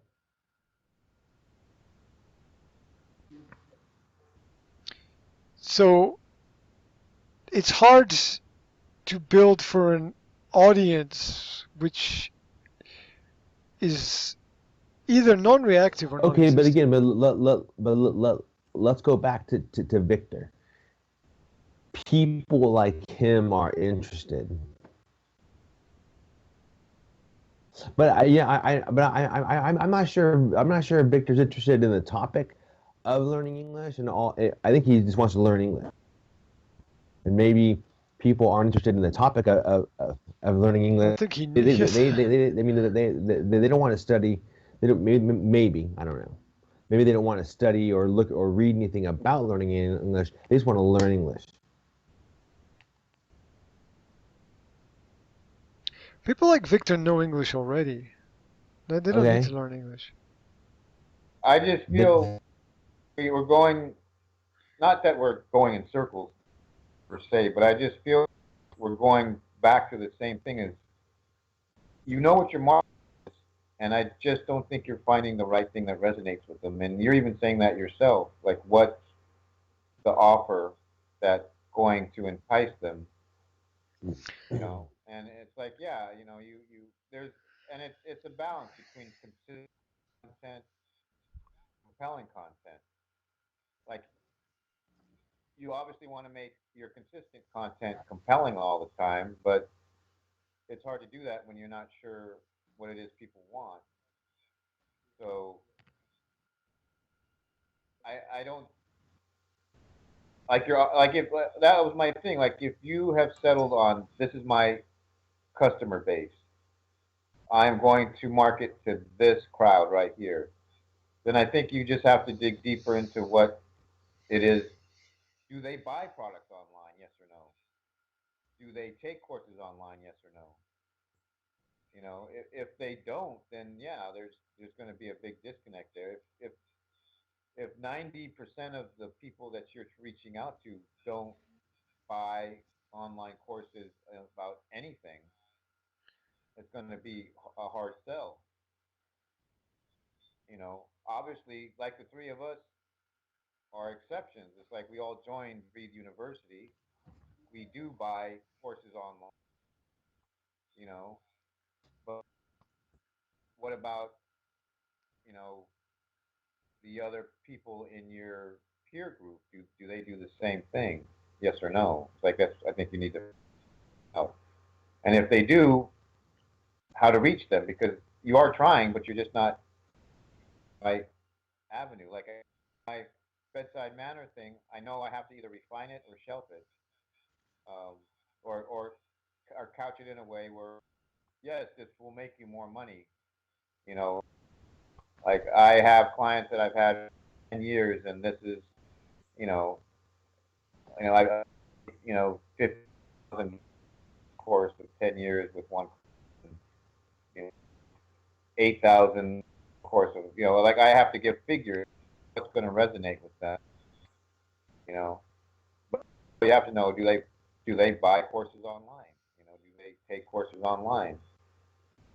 None of them do, because Monica doesn't take courses online. She's a, none of the teachers I know take online. The only one I know who's taking a course online, it was a mandatory thing, and she thinks it's a big pain in the ass because it's a requirement. It's not something to do. So I think you got to look at your market too. Are they an actual customer?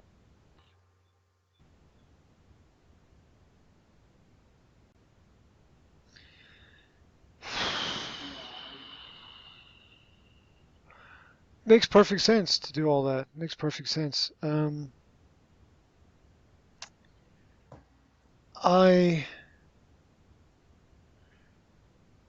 don't have any answers to any of those questions Well, right now. I'm it goes feeling a back to bit. Ryan Lee with what he says, like the low barrier offer. You just have to build a relationship with them. Do the email thing. If you're interested in this PDF explaining 10 most common mistakes when trying to streamline your teaching curriculum, and it's a free PDF to get on my mail list.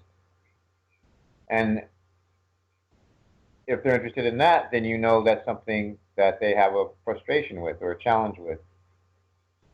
But whatever PDFs you offer, that's what, and the ones that get signed up for, those are the ones that people are interested in. And then you build that relationship, and it takes a long time. And then, like with Ryan Lee, like I said, he has a 95 or a webinar for 95, or it's like it's that building that fun like that. And if it's like very low, that's how it has to be. But you have, yeah, just like you were saying at the beginning of our call, like you have to find the right content, because none of them may want an online course, but they may want a course a year from now when they've gotten all this free content and built a relationship with you. But it has to be the right content, just like you were saying. You have to find the right content that they're going to want. But you also have to find out if they're willing to pay for it, an online course.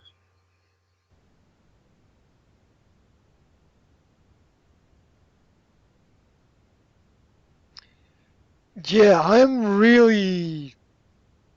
I don't know. I'm. I don't know. Maybe it's my state of mind this evening. I don't know. I'm kind of down about the whole thing. Not depressed or worried, but just like what the what the fuck, which is why I sort of brought in this other idea about tourism and thought, well, if I'm putting all my eggs into one basket with teaching and I'm not 100% sure about it, I better have a backup Yeah. direction that I can go down as well, just in case my main just in case the main engine blows. I don't want to be flying with nothing. So that was my idea was, well, why don't I just set up a backup idea as a reserve and have that running in the background and see how that works, and as kind of a safety measure. Let's say like the idea of putting the school online, just say that I don't find the right market, it doesn't progress in the right way, it's not how I expected it, then I want to have something up my sleeve that's also there just in case, because I also feel that you got to stay open, and you never quite know what it is that's going to be successful with people, because I think there's a sort of there's I don't know. I think the business kind of spreads like a virus sometimes. It just fucking takes off and no one really knows why. It's just because a couple of people were in the right place at the right time, and sparks fly, and it works, right? And then there's things which are carefully planned as well, which work very well. But um, I'm worried that my carefully planned project might not work quite as well as something which is off the cuff and inspirational. and I'm sort of stuck in the middle. Like I don't. I want to build. I want to build this. I need to build this. It has to work because I've decided that's it. But the final element of success is going to be a decision made by the public based on their interest in what I'm doing, which is where it's my job to make I them think interested in it. I, I have, like, But I'm not being a devil's advocate with. There's plenty of stories about, like, even with ET. I mean, ET was going public schools and working with, special needs kids for years, and he was building that pedigree. Started, the thing Mondays on YouTube, and they got a fair amount of play. And he hit the one, the Finding Your Why one, the one that took off and went viral. Well, he had that pedigree of sticking to what it was that he felt important. So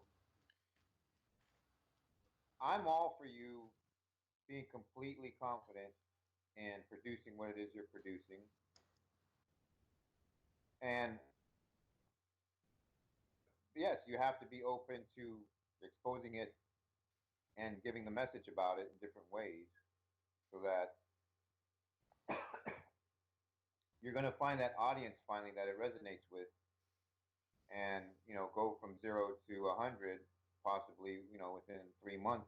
You find the right part and you do an interview, and all of a sudden have 100 sign-ups, you know. So go ahead and continue, but yeah, I mean, obviously, I'm just saying, be open to markets that maybe you haven't considered, along with trying to find the right offer. Because you were wondering when we first started talking today.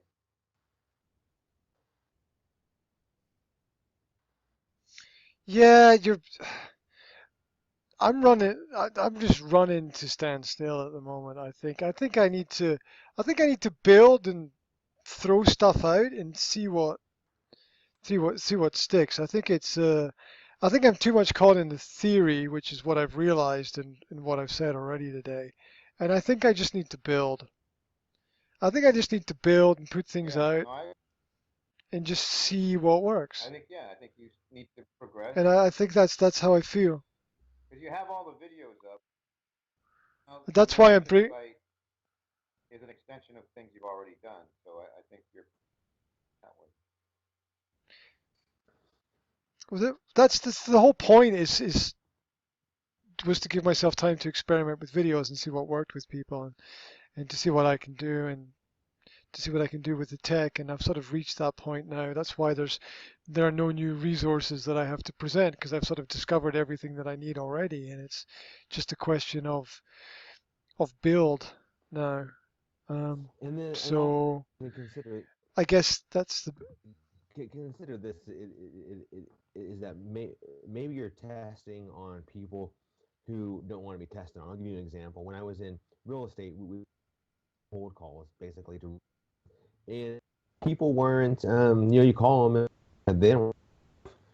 But nowadays, if someone in Google's learning English, then they are ready to buy. Those are the people. Well, I mean, I think, I think now it's about people who want to find you, and then they go on to a site or a blog, or onto a blog, or they find this chapter that you wrote and they read it and they like it. Graham, have you been to Freedym, the Facebook on audience insights?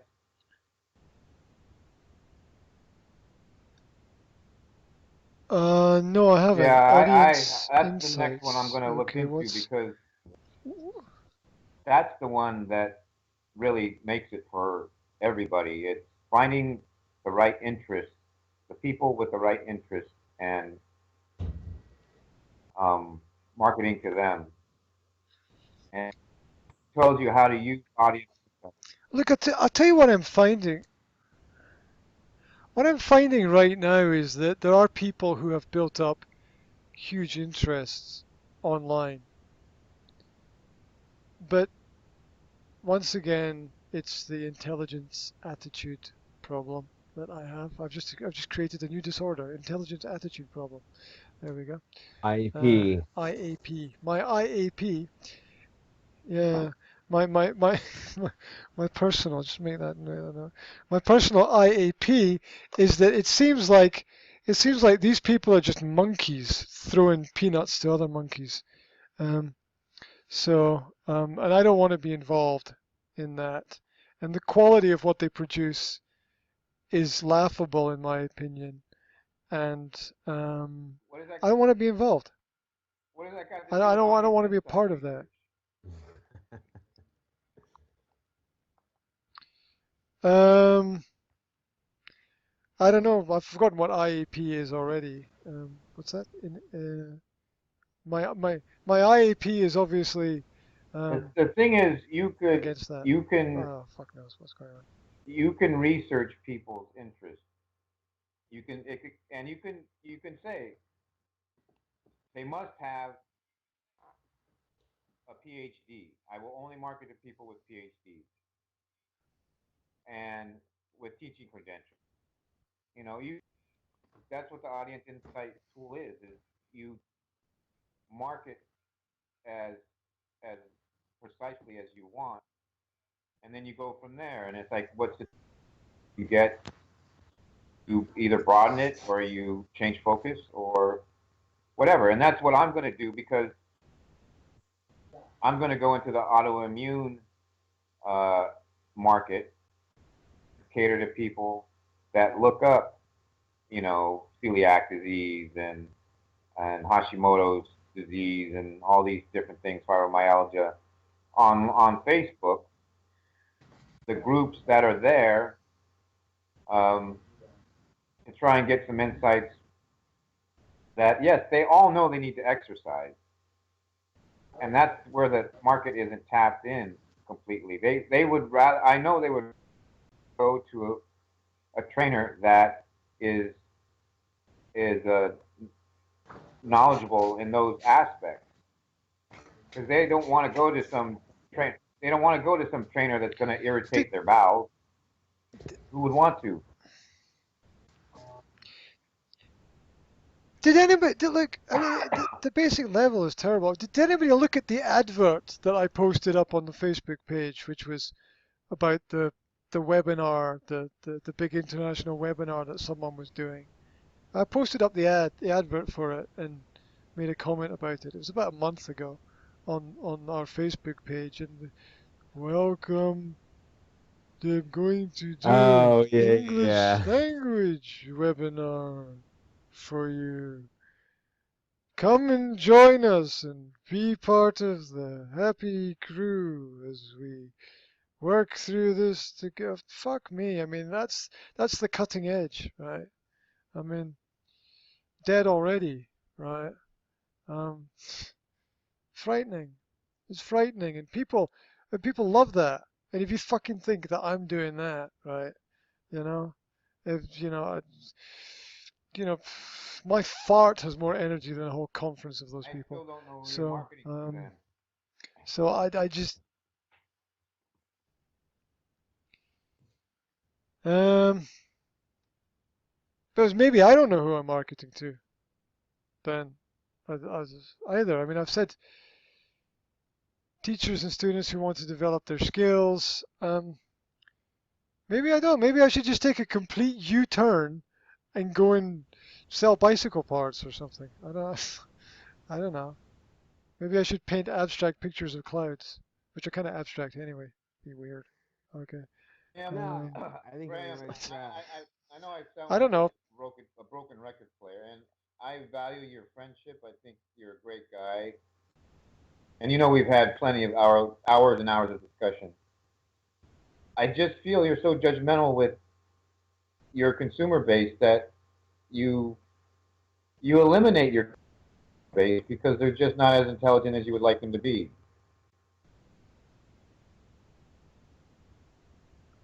Oh no, I deal with people who are not intelligent all week, man. Just it. These You people come into my eliminate. office. On top of that, you're eliminating. Like I was in bodybuilding. I went on stage in a speedo, but I don't expect any of my clients to want to be in that shape.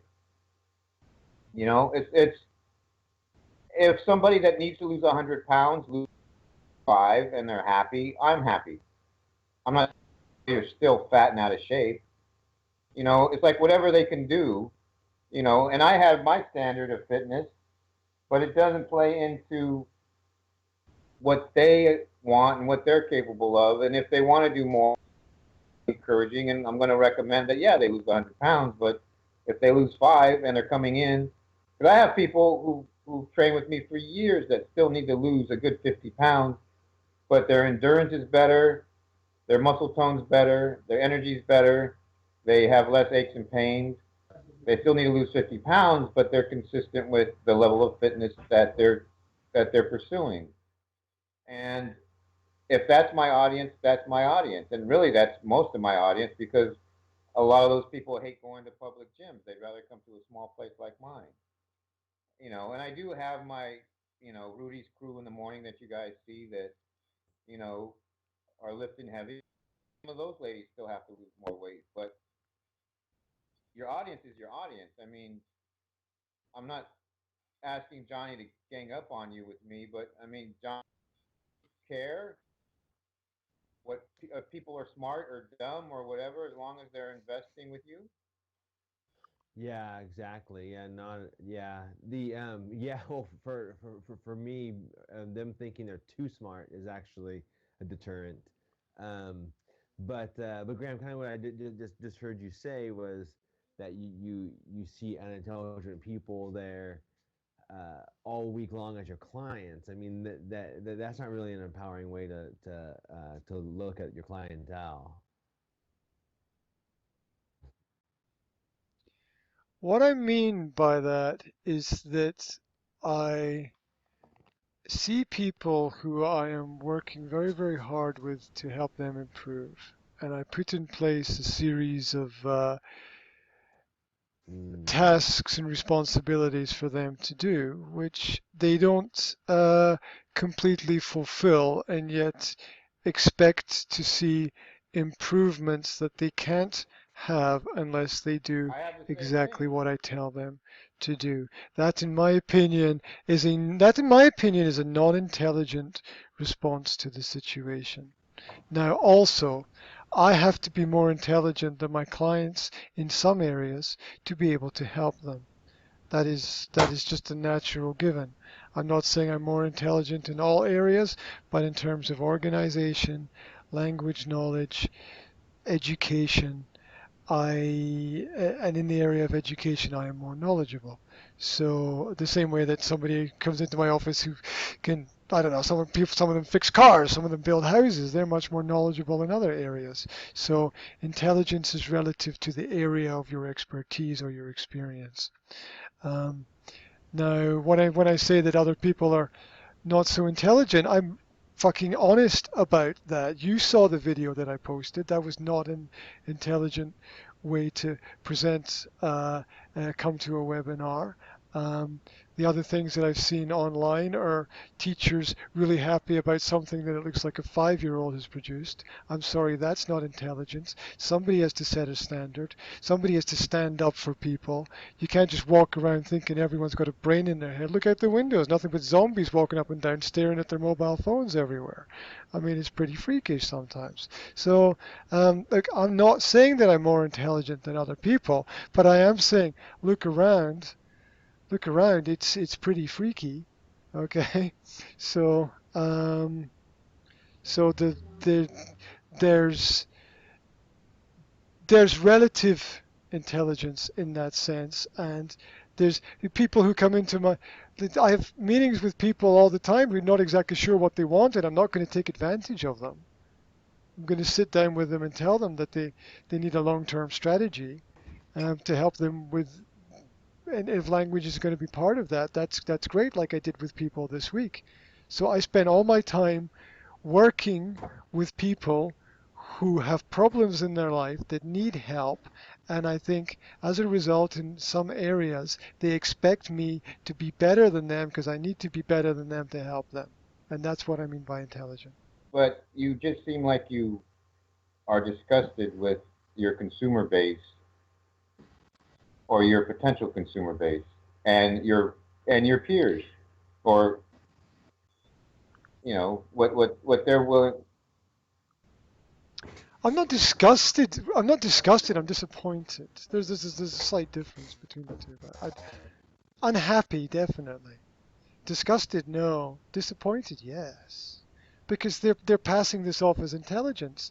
You know, when I see someone, if someone fucking takes an ice cream and stabs it on top of their head and walks around saying, "I'm a unicorn," I mean, I'm not going to say, "Oh, there's an intelligent person," am I? I'm going to point out the fact there's a bit of an idiot or someone who's taking drugs or I don't know. Maybe they've got a learning difficulty. I don't really know. Okay. So these people are out there, and this is what I have to deal with.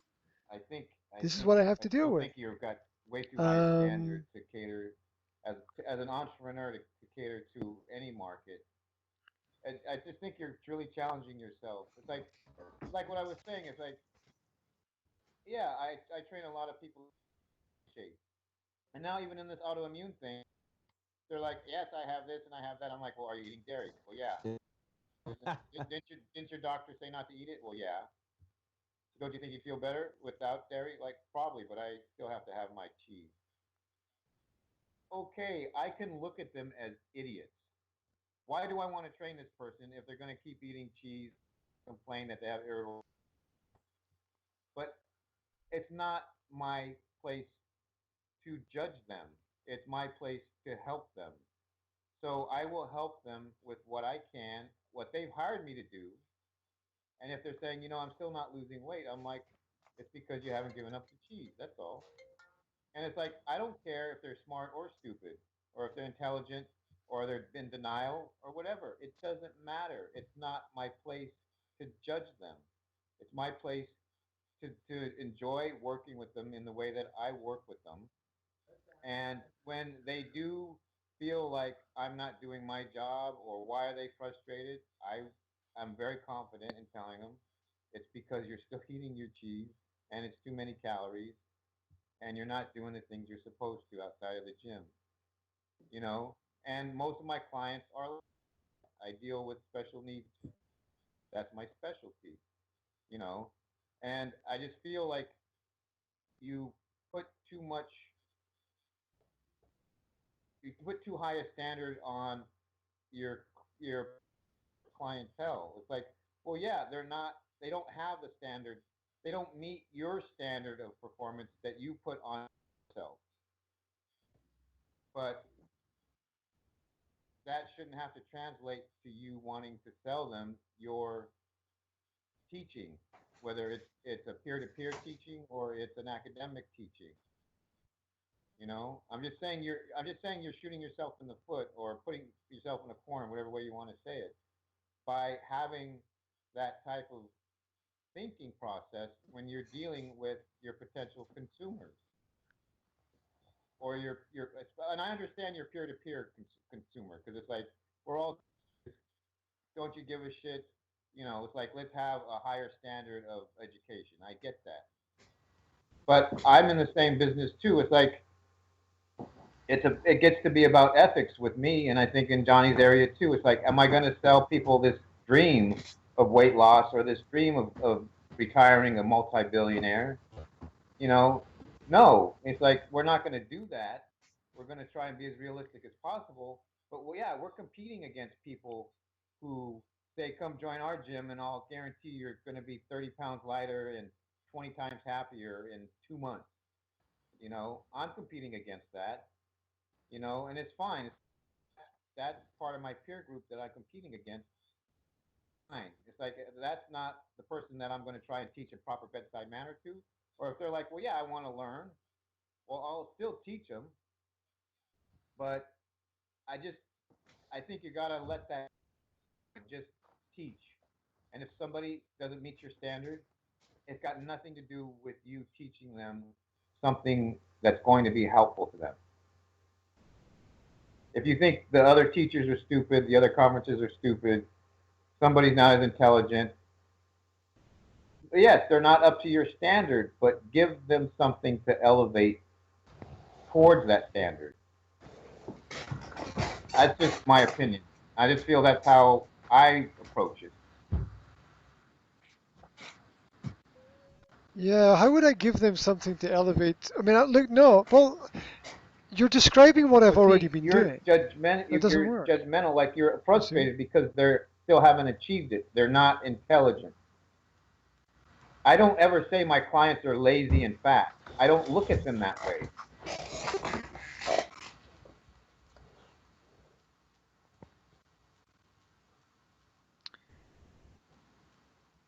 You just No, I did don't look at earlier. them that. I'm trying to make a view. In fact, no, You described them as lazy and can be, fat. but I got. Overweight. Okay, Yeah, you they're even over. used. Yeah, yeah. You Yeah, used that in your description. that doesn't stop from having enthusiasm when they do make some type of improvement, or when they've been consistently attending and working out and doing everything they feel they can do at the time to work out. And I've had clients come in and like, I don't know how you do it. I've seen this person for the last year and they haven't lost any weight. I'm like, and what? If they wanted to do it, it's their decision. All I know is they've been consistent with their exercise. That's all I can do for them. I only see them 3 hours a week, and they come in for exercise instruction and advice. And you know what advice is. Like I can give them as much advice as anybody, but all I Yeah. can take is those 3 hours, and they get the best workout they can get. And if they have aches and pains, I usually eliminate those. But if they don't want to lose weight, even though they have all the resources, but I'm not judging. I'm Yeah. not judging Yeah. their You work look. ethic. It is what it is. Look. Look. I. I respect that. I don't. I don't. I can't make any comments about, the best way to do fitness. I've got no idea about that. What is the best way to run a fitness gym or whatever? But look, I'm like you. I'm a. I'm a fan of man. I'm a fan of the people. And when I see people doing something which is half good, thinking it's good, I'm I feel for them, right? I support them. I want them to be better. I spend all my time during the week encouraging people to be better. But I'm not gonna have. This is where I differ from you. I'm not gonna have someone in my school if they're not improving, right? I'm not gonna have that. I'm not gonna have someone in the school if they're not following what I tell them to do, because either they're not doing it, it's not right for them, or it's not right for me. And one of those two relationships is not working. So I immediately recommend that they go to one of the other schools that I recommend and take a course there, because I don't want them to be at the same point next year as they are this year. This is about progress, this is about going forward, and this is how I run my school in terms of success in that way. Everyone has to, uh, from from from my point of judgment, be improving. If they're not improving, then they're out. And they're out because that's what's best for them, right? So I'm not going to have, I'm not, I cannot have that within the environment that I work within, because, um, because I run my business in a different way. I run my business based on the promise that they're going to improve, and that's it. I can't have someone at the same point. Maybe in terms of, and I get it. Being at the same point for some people is a success. I get that. For some people, not going backwards is a success. For some people, not losing it is a success. I get that, and I really, it's like I said, I'm a fan of man. I'm a fan of the people. Uh, I'm their fan. I want them to develop and I want them to progress, but I will not call a badger a squirrel, right? the spade is the spade. I got to call it as I see it. Otherwise, I wouldn't be real or true to what is going on. And I play down things, and I use nice words when I feel like using harsher words sometimes. Um, and I'm the kind, friendly bear when uh, when the students need it. But I have my lines and I have my rules, and these rules get followed. Otherwise, the improvement doesn't happen, or my system is not right for them, or I try to adapt my system. If that doesn't work, the best thing for them is for me to help them get somewhere else that can help them. I'm not going to waste my time or their time. It's about improvement, and if I can't help them, there's somebody else I can hopefully help. So that's how I run. That's how I run the ship, What and you that's how just the ship said moves from the forward. beginning, what you just So, said from so the I get beginning to your the end point. is probably the best sales pitch I've heard you say this entire time. Like it started out with, I do care. I do care about everybody. I want to help people, but I have a standard, and this is my school. And if you're coming here, you are guaranteed, like you can couch it, you are guaranteed to progress because the only people here are people that progress. If you're not progressing, I'm going to send you somewhere else. So if you want to be part of this school, you are going to be a member of a school that is constantly improving you. If you want to be part of that, sign up. If not, don't.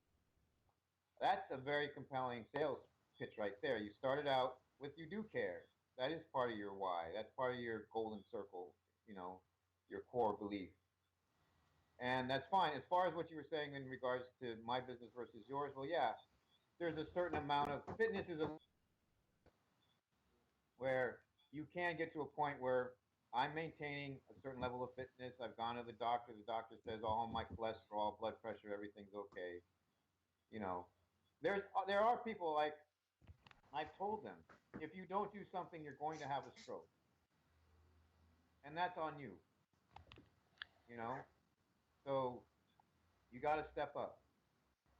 With your school, yes, it's gaining more and more education. It's not like, okay, you read this chapter, just keep reading the same chapter for the next year. It's not the same business, so I get that. Your business, they have to read the next chapter and they have to learn more. But the way you described it was, I think, probably the most compelling way I've heard you describe what you do so far. So I hope you take that segment of the video and try and use that as part of your sales pitch. Because that made the most sense to me, just the way you described it. Yeah, my only comment is Johnny, do you have a comment that I'm getting you'd a like little to make? lost here on what we're actually discussing,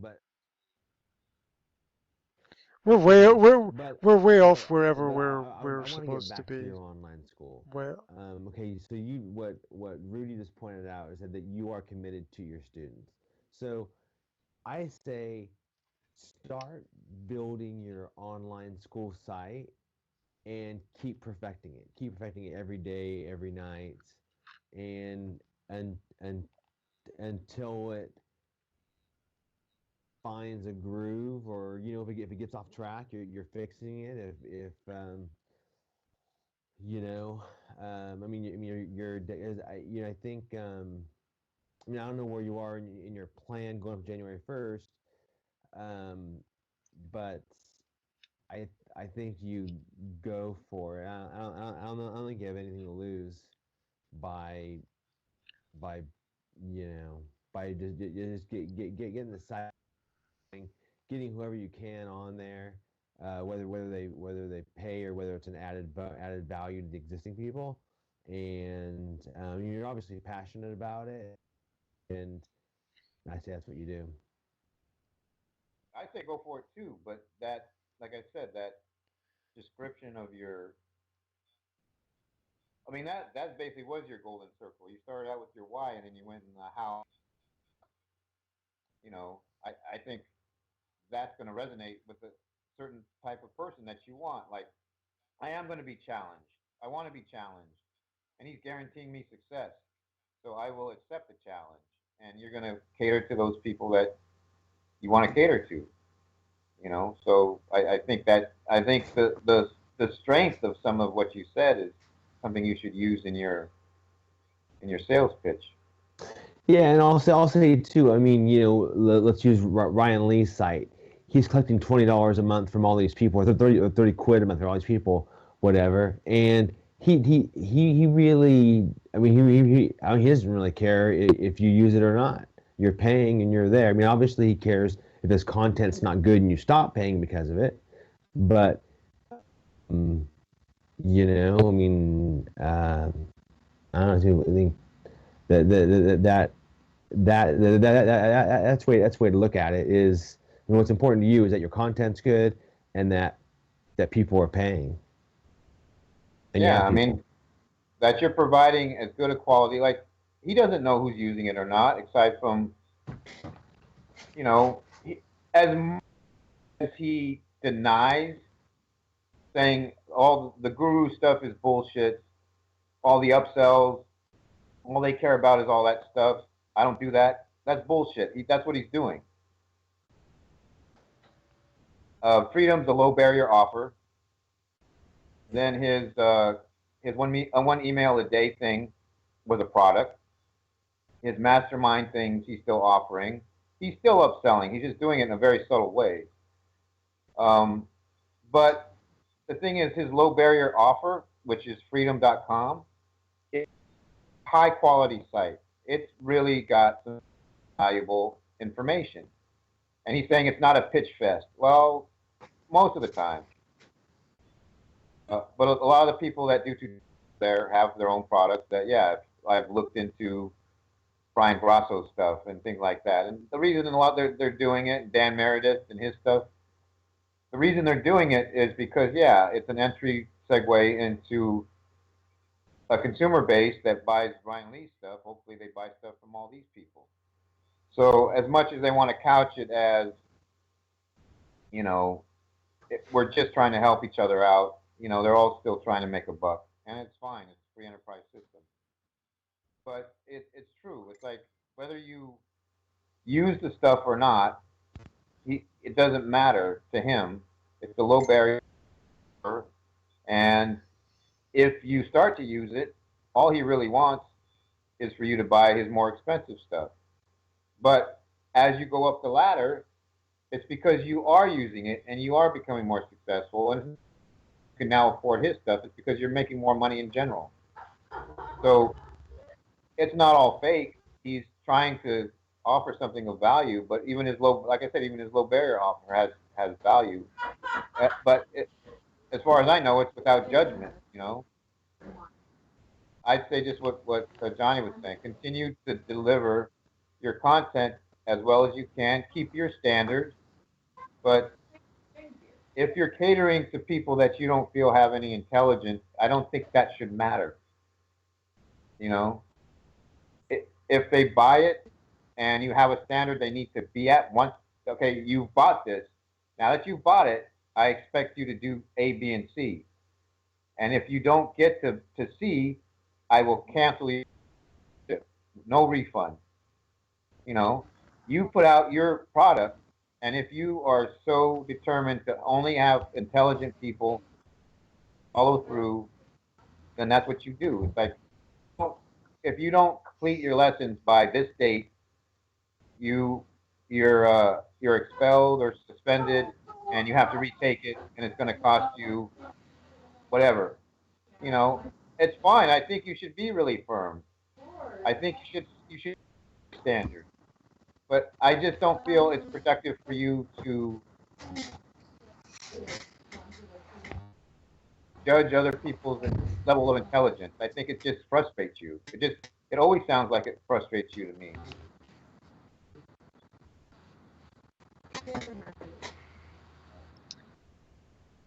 It would be a bigger mistake not to be aware of other people's intelligence for the traps that you would fall into believing they can do things that they can't. Okay.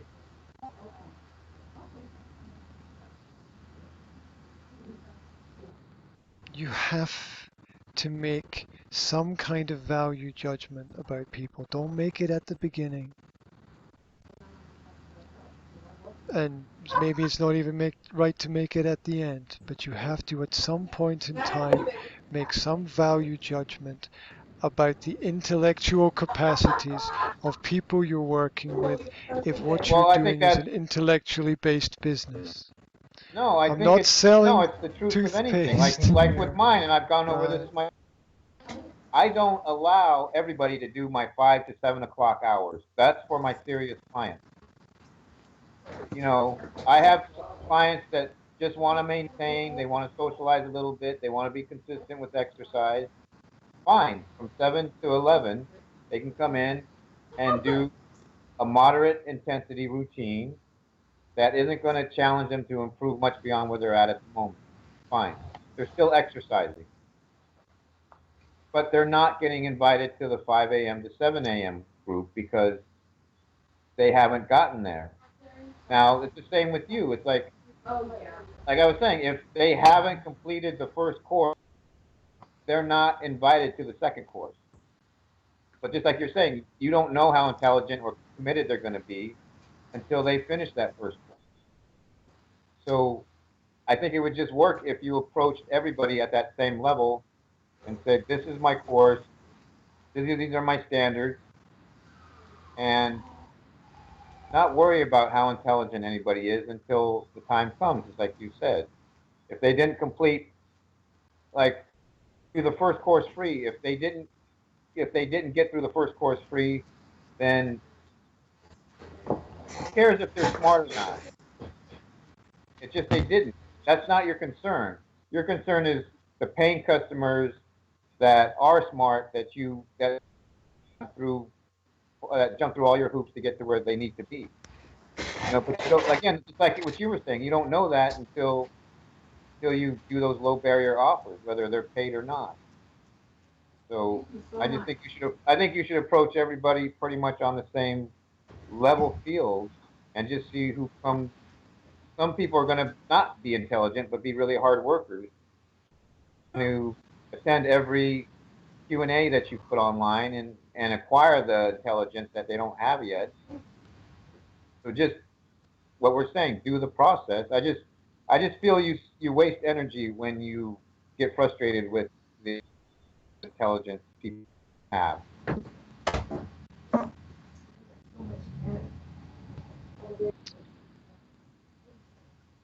Oh, I appreciate the observation because it's true that the energy is wasted there that could be channeled in more constructive ways. But at the same time, a lot of the time people are not paying me to teach them, they're paying me to motivate them. And in the role of motivator, I have to explain to the student that they have choices that they need to make, which are and it's in their benefits to follow my guidance. And at that point, they have to make a decision about how intelligent they are in terms of what it is that they want to do. So it might be that that they need to make a different kind of decision from what I would make in their position. But I get your point. I think it might be fair to say that I'm quite confrontational in my attitude towards it. But Well, I to a find that point, that like saves time. I get people that walk in and want to talk. Um, I won't give people more than 5 minutes, and I usually don't give them more than 2 or 3. If you want to come in, give me your number, write it down. Here's more information. Call me and we'll make your first appointment, or I'll call you and make the first appointment. Oh, well, take this and I'll look at it and give you a call. Fine. I can call them fat, lazy, stupid, whatever. I don't really care. They're just not interested in what I have to offer at the time. I don't I don't put energy into judging if they're about their work ethic or their intelligence. It's just I just don't feel a need to put energy into that. Just offer and make them jump through the hoops you feel they need. and if they do, then start taking them seriously. But yeah, it could be an automated process until they get to a point where you feel you should take them seriously. That way, you're not wasting energy on the things you don't need to, as far as that.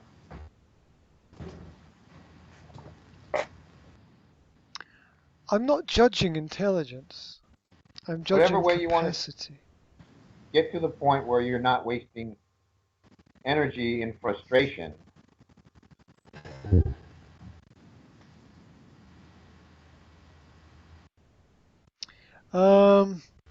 Yeah, yes, yes. And at which point we turn full circle. Johnny, are you bored shitless yet? Slightly, yeah. No. Yes. Slightly. Slightly. Oh, okay.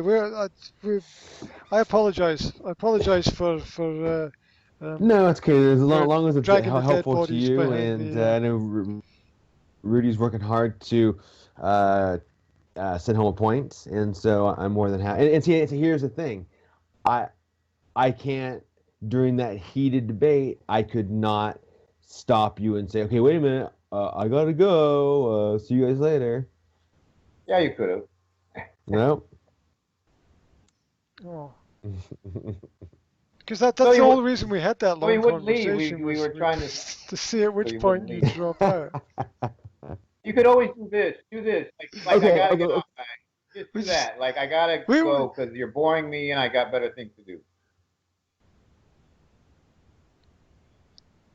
be, Johnny. The reason why I was asking is because we just started. Honestly, Johnny, yeah, I do have Johnny, to apologize this because is when this Graham is and just I the are beginning. one-on-one, usually it turns into something along these lines where your quality of enjoyment of your consumers or what the process of. I think I talked to Graham about just the concepts of of the quality of life in your business, probably more than I do with anybody else, and maybe they should be left for our one-on-ones and not bore you to death about them. No, it's okay. That's fine. That's fine. No. Yeah. I like the way that Rudy is trying to infuse me with his bedside manner techniques and systems. I'm not sure if he's going to be successful, but Well, perhaps if the drip I feed feel like feeds him long I enough have to over. tell you to put the rifle down and come down from the tower sometimes. That I have a need to do that with you sometimes.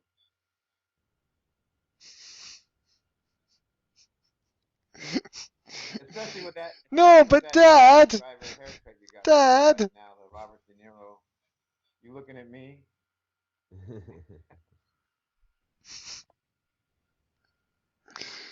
Yeah, I'm in the when I've got Pretty the much. little mohawk, I'm in a sort of don't fuck with me mode. So, um, that's that's how it goes. You know, people don't fuck with me, surprisingly. Somebody bumped into me the other day and apologized profusely. I was like, it's okay, chill out. Not gonna kill you yet.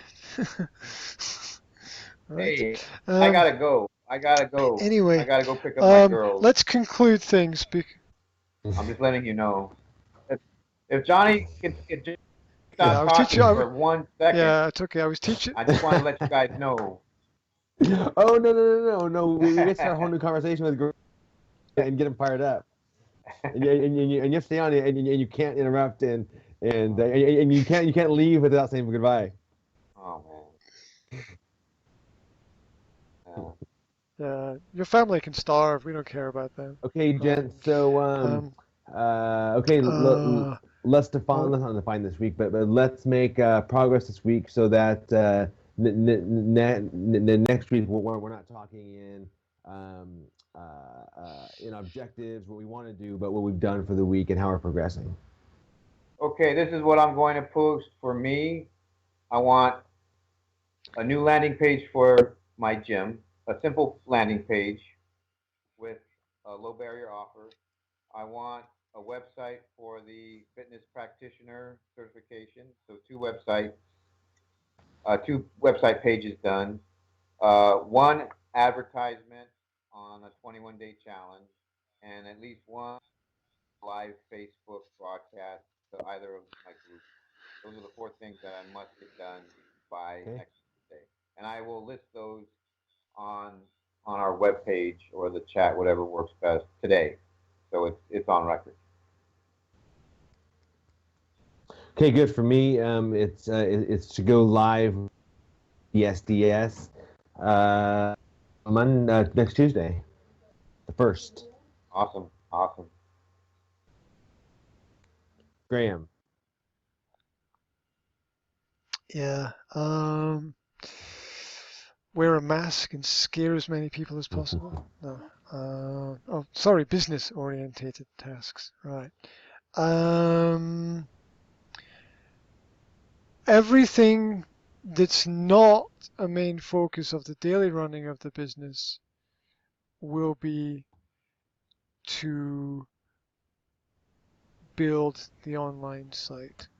I expect to be online with you guys next week and to talk with you through the steps that I made each day in the process of doing that. You see that one thing, Okay. just gonna one thing. All right, I'm going to hang up now. One thing. I'm going to hang up now. Right. Dude, it done. All right. It was a good one. Thank you very much. I really appreciate the effort, right. guys, All right. and the energy. Speak to you soon. Keep in touch. Facebook.